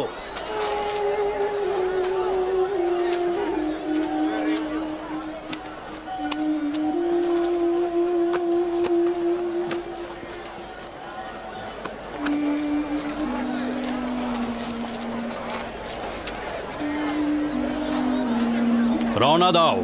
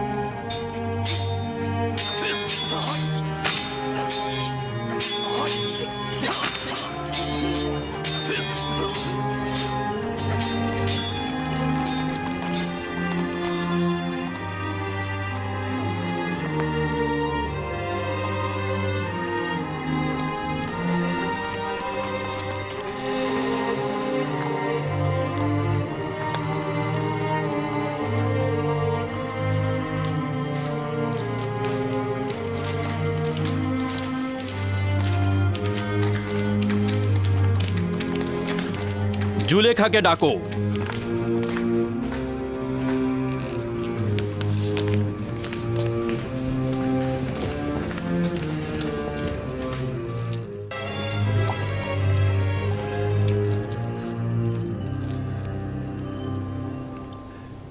জনাবে আলী, এই অদ্বিতীয় মুক্তটাকে কোথা থেকে নিয়ে এলেন? কিনে এনেছি, তাও আবার অনেক বেশি মূল্য দিয়ে। যত মূল্য দিয়ে কেনেন না কেন, তারপরে কম হয়েছে। ও তো নির্বোধ যে হীরকটাকে বিক্রি করেছে। তাকে তো মৃতদের দেশে পাঠিয়ে দেওয়া উচিত। সকলে গোলাম বিক্রি করে স্বর্ণ জহরত হাতে পাওয়ার জন্য, কিন্তু ওই নির্বোধ এই গোলামকে বিক্রি করে কি পেয়েছে? কিছুই পায়নি। আফসোস। আপনি মহানুভব, আমি গোলাম ছাড়া কিছুই নই। পুতিফার প্রাসাদে খোশামদের পুত্র আমার। কৃতজ্ঞতা জ্ঞাপন করছি জনাবে আলী। আসতে না আসতে একেবারে হইচই ফেলে দিলেন। আমাকে জরুরি তলব করার কারণ জানতে পারি কি? এই হাদিয়া তোমার পছন্দ হয়েছে?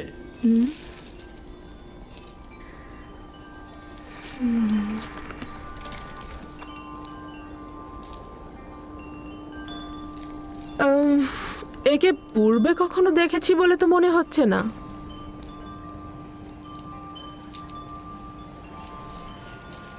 স্বপ্নে হয়তো বা কোথাও তাকে দেখেছিলাম। যাকগে সে কথা। আমার কিন্তু ওকে অপরিচিত লাগছে না।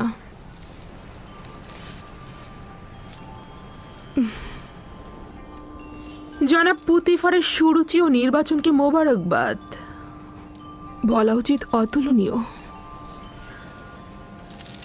তোমার নাম জানতে পারি? আমার নাম ইউসুফ। ও, ইউসুফ তো এক কথায় অরামি বা ইব্রানি নাম। হ্যাঁ, এব্রানি নামই হবে। এব্রানি আমি? শাম অঞ্চলের কেনান এলাকা তার জনাবে মালিক। ওদের পেশা হচ্ছে রাখালি আর ভেড়া চড়ানো। ইউসুফ ইউসুফ না, যে সকল নাম কৃত্রিম ও বেদুইনদের সাথে সম্পর্কিত আমি তা পছন্দ করি না।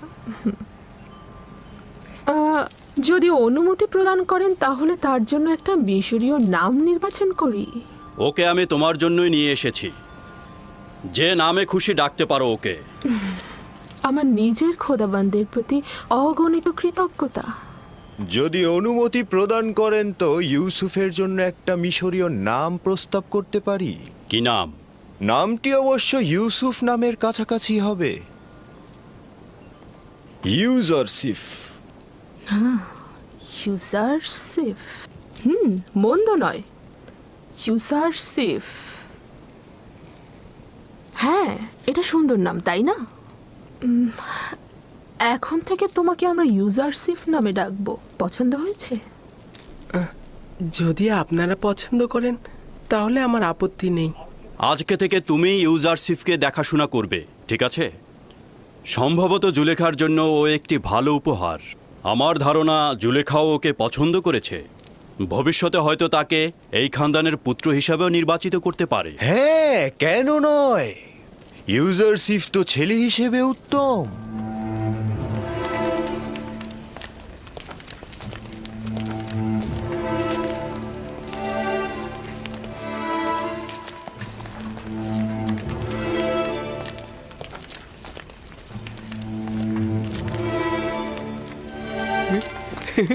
ও মা, কি সুন্দর ছেলে!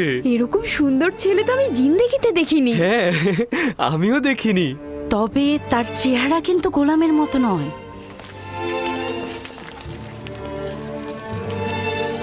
এটাই তোমার কক্ষ। পছন্দ হয়েছে?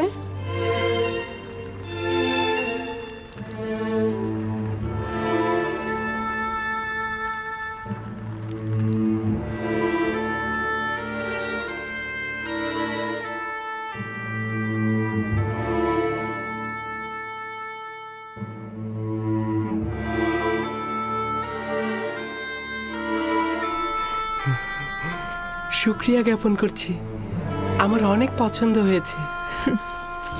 ইউজারসিফের বিশ্রামের সকল ব্যবস্থা করো।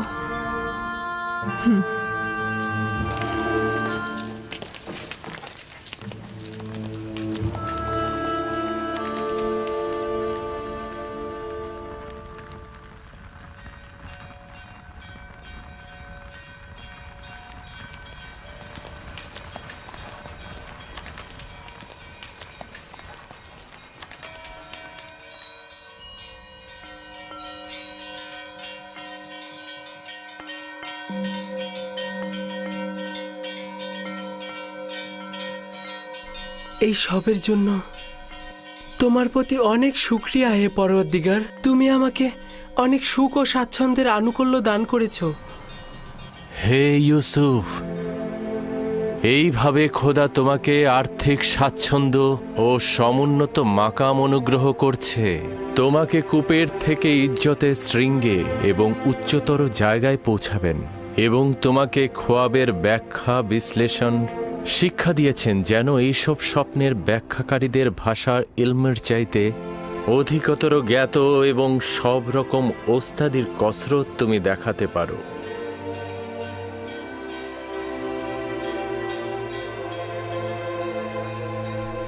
শুক্রিয়া জ্ঞাপন করছি হে পরওয়ারদিগার, শুক্রিয়া জ্ঞাপন করছি আপনাকে।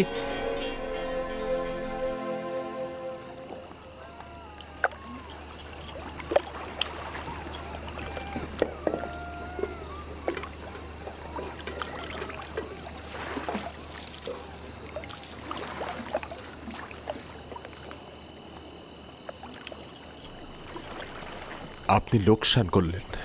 যদি এর চেয়ে বেশি স্বর্ণরৌপ্যের বিনিময়েও আপনি ইউসুফকে বিক্রি করতেন, তাহলেও লোকসানই হতো, লোকসানই হতো।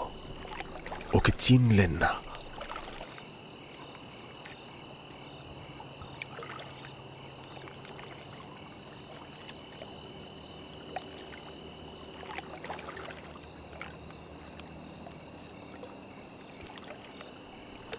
তুমি বুঝতে পারছো কি বলছো? হ্যাঁ, তুফানে আমরা আটকা পড়েছিলাম। জীবজন্তুগুলো লবণাক্ত কূপের সামনে দাঁড়িয়ে পড়ল। একবারও ভেবেছেন কেন?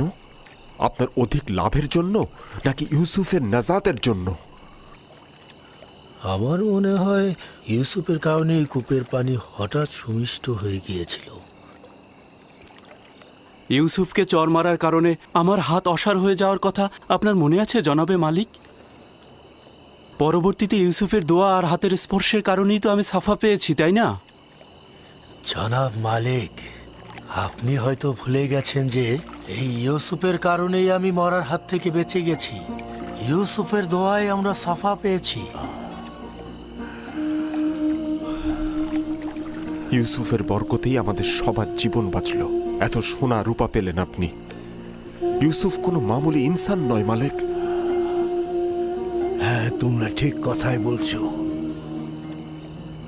এগুলো আম্বিয়া ইলাহিদের উপরই অবতীর্ণ হয়, কিন্তু কেন আমি বুঝতে পারলাম না এই ইউসুফ কে ছিল, কেন সে তার পরিচয় গোপন করলো। এসব কি বললে ফালিক? কেন আমার আনন্দ আহ্লাদকে বিষণ্ণ করে দিলে? এতক্ষণ ভেবেছি কতই না লাভ করেছি, কিন্তু লাভের থেকে বেশি খেসারত দিয়েছি।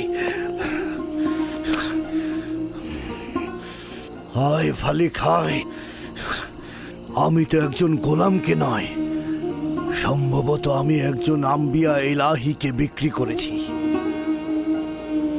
তার ব্যবহার ও কথা বলার আদব এবং তার মহানুভবতাও লক্ষ্য করেননি। ওর বিদ্বেষহীন চোখ আর ন্যায়পরায়ণ রুহু কেন দেখলাম না?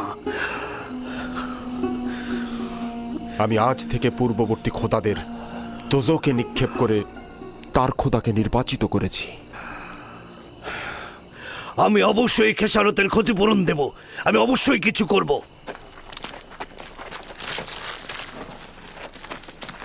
একটু দাঁড়ান, এখন কিছুই করা সম্ভব হবে না। সকাল পর্যন্ত অপেক্ষা করুন।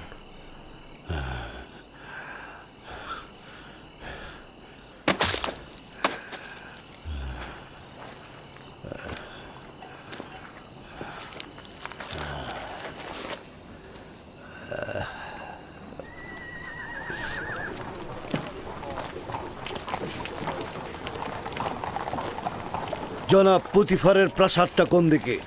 ওইদিকে শেষ প্রান্তের প্রাসাদটিতে চলে যান।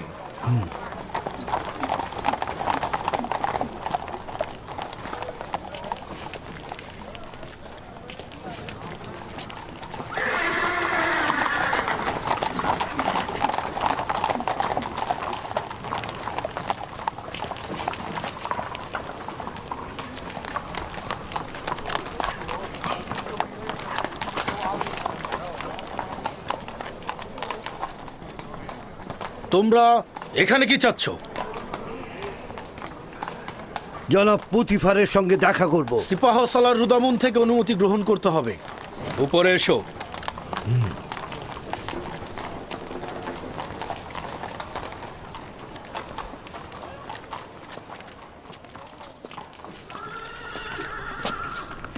জনাব সিপাহ সালার, আলী জনাব পুতিফারের সাথে দেখা করতে চান তারা। জনাব পুতিফারের সঙ্গে কি কাজ রয়েছে তোমাদের?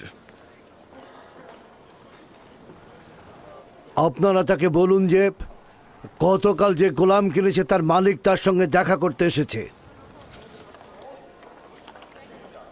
আমি জিজ্ঞেস করেছি কি কাজ রয়েছে তার সঙ্গে।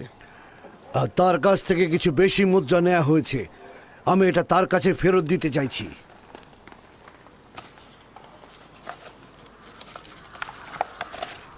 অপেক্ষা করো, দেখছি।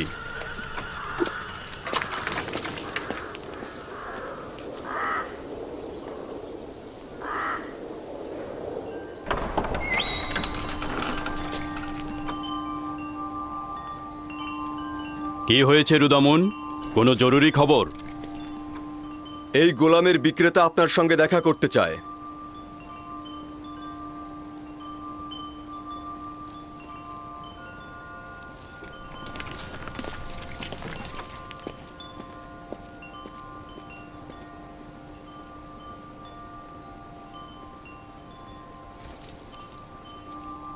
তুমি কি আনন্দিত নও ইব্রানি? এখানে থাকার জন্য আমি আনন্দিত, কিন্তু গোলাম থাকার জন্য নয়। আমাদের ব্যবহার কি তোমার সাথে একজন গোলামের মতো? আপনাদের ব্যবহার আপনাদের মহানুভবতার পরিচয়, যা আমার গোলাম থেকে জেগে ওঠার অনুভূতি। সাবাস, নিজের অবস্থান থেকে যথাযথই উত্তর দিয়েছো। আমি তাকে নিয়ে আশাবাদী জনাবে মালিক। সে কিন্তু দারুণ পড়তেও লিখতে পারে। এই সব প্রশংসা ঠিক আছে হানিফার, কিন্তু আমার মনে হয় কথা যত কম বলা যায় ততই ভালো। আমার উপরে বিশ্বাস রাখবেন, আমি বেশি কথা বলার ছেলে নই। এরপর থেকে জনাব পুতিপারের সঙ্গে অনুমতি ছাড়া কথা বলবো না। সাবাস, এটাই উত্তম হবে। তুমি কোথাকার অধিবাসী? তোমার পিতামাতার নাম? মালকিন, আপনি হয়তো তার কাছ থেকে তার বংশ পরিচয় জানতে চাইছেন, কিন্তু মরুভূমিতে যে ভেড়া চড়ায় তার বংশ পরিচয় দেওয়ার আর কি বাকি থাকে? কেউ কি তোমার কাছে মতামত চেয়েছে? তবে আমি কিন্তু ইউজারসিফের চেহারার মধ্যে সম্মানিত ব্যক্তি ও কুলীন বংশের নিশানা পেয়েছি।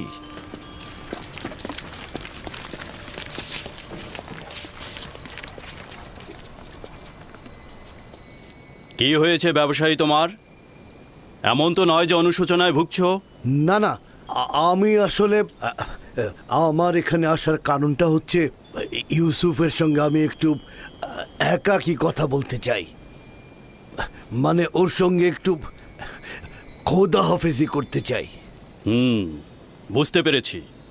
ইউজারসিফের সাথে সম্পর্ক থাকার কারণে স্মৃতিকাতর হয়েছ। ওদেরকে একটি পৃথক কামরার ব্যবস্থা করে দাও।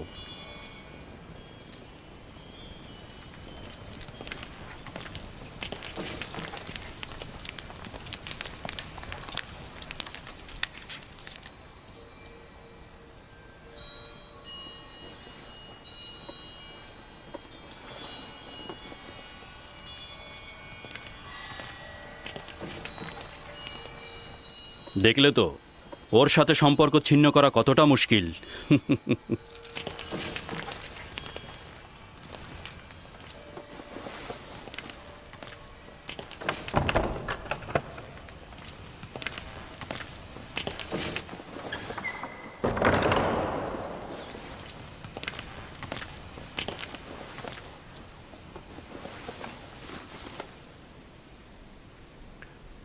আমি এসেছি তোমার নাম পরিচয় জানতে। তুমি না বলা পর্যন্ত আমি ফিরবো না। বলেছি তো আমি সন্তান। না, এই কথা আমি অনেকবার শুনেছি। তোমার এক খোদার কসম দিচ্ছি, তোমার পরিচয় দিয়ে আমাকে শান্ত করো। তুমি অবশ্যই খোদাবন্দের কাছে প্রতিজ্ঞা করবে, এই কথা কাউকে বলবে না। আমি প্রতিজ্ঞা করছি, আমি ইব্রাহিমের খোদার কসম করছি। আমি ইউসুফ ইবনে ইয়াকুব ইবনে ইসহাক ইবনে ইব্রাহিম। হায় হায়, কি করলাম?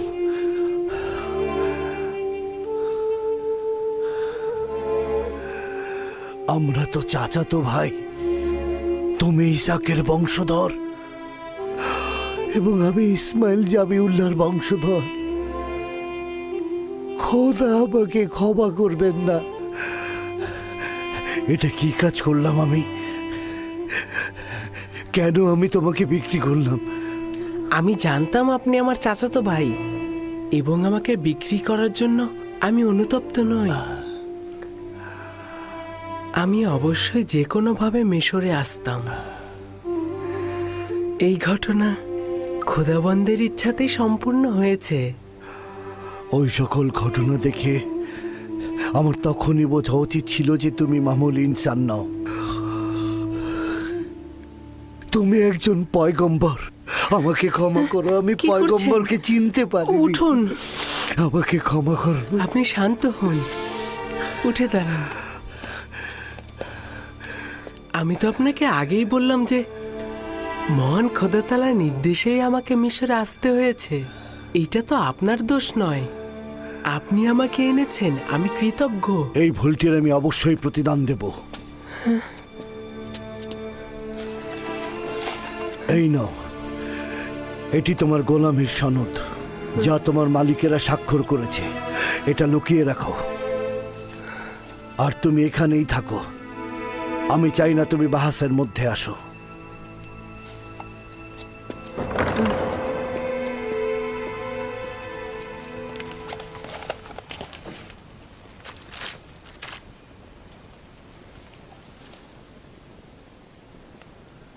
আমি মিশরের প্রিয় আলী জনাব পুতিফারের কাছে ক্ষমা প্রার্থনার আবেদন করছি।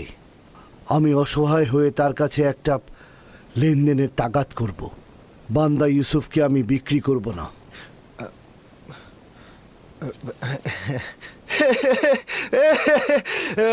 সাবাস সাবাস তোমাকে। কিছুক্ষণ পূর্বেও তোমাকে নির্বোধ ভেবেছি, কারণ তুমি ইউসুফের মতো হীরককে চিনতে পারোনি। কিন্তু এখন দেখছি তুমি এইরকম নয়। অবশেষে তুমি হীরকটাকে চিনতে পেরেছো। কিন্তু একটু বেশি দেরি হয়ে গেল না? বিক্রয় করবার পূর্বেই তোমাদের এটা চিন্তা করা উচিত ছিল। এখন অনেক দেরি হয়ে গেছে। জনাব পুতিফার, ইউসুফের জন্য আমি আমার সকল সম্পদ দিয়ে দিতে প্রস্তুত। তাগাদ করছি তাকে ফিরিয়ে দিন। তুমি কি শুনতে পাওনি? জনাব পুতিফার বলেছেন আর কোনো কিছুর বিনিময়ে ইউজারশিপকে ফেরত দেওয়া হবে না। আমি স্বীকার করছি এই লেনদেনের জন্য আমি অনুতপ্ত। আমরা ইউসুফকে বিক্রি করব না, আর ওকে ছাড়া এখান থেকে যাবও না। যদি আর একবার গোস্তাকি করো তো দুজনকে ধরেই কয়েদখানায় পুরব। এখান থেকে চলে যাও। আমি ইউসুফকে ছাড়া এখান থেকে যাব না। আলী জনাব, রহম করে ইউসুফকে ছেড়ে দিন। রুদামুন, তাদেরকে ধরে কয়েদখানায় পুরে দাও। এলাহি, তুমি সাক্ষী রইলে। আমি ইউসুফকে কিনেছি কিন্তু বিক্রি করিনি। আমি ইউসুফকে না নিয়ে এখান থেকে যাব না। আমাদের কথা আমাকে ছেড়ে দাও। আমাকে আমার ইউসুফকে নিয়ে যেতে দাও। আমার ইউসুফ, ইউসুফ নিয়ে যাও। কি হলো তোমাদের? দ্রুত আমাকে নিয়ে ছেড়ে যাও। দাও। আমাকে ছেড়ে দাও। ইউসুফ, ইউসুফ।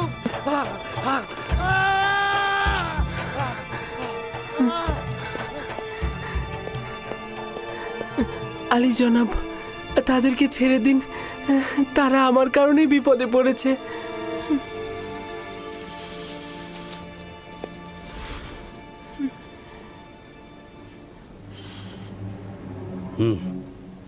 তাদের জন্য কঠিন শাস্তি পাওনাই উপযুক্ত ছিল। অনুরোধ করছি। শুধু তোমার কারণেই আমি ওদেরকে ক্ষমা করে দিলাম।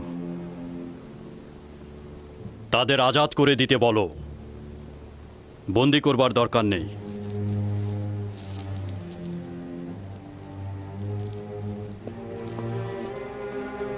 ইউজারশিপ, তোমার কি এমন আছে বলো তো আমাকে, যার কারণে গোলাম বিক্রেতা জীবন ফিদা করতে চায়? কি বলবো আমি? আমার তো নিজের কিছুই নেই। এই দুর্বল সত্তা ছাড়া আমার আর কিছু নেই। আমরা কিন্তু কখনোই তোমাকে গোলাম হিসাবে দেখছি না। আর তাছাড়া তোমাকে যে অর্থ দিয়ে খরিদ করেছিলাম সেটাও তো ফেরত দিয়ে গেল তারা। আমি মূল্য বুঝি না এমন নয়, আমাদের মধ্যেকার সম্পর্ক লেনদেনের হোক, আমি এটা চাই না। আমি এই উপহার দেওয়ার জন্য আপনাকে শুকরিয়া জ্ঞাপন করছি। কারি মামা, ইউজারশিপকে উষ্ণ পানিতে গোসল করিয়ে পোশাক পরিধান করাও। যা আজ্ঞা আমার বানু।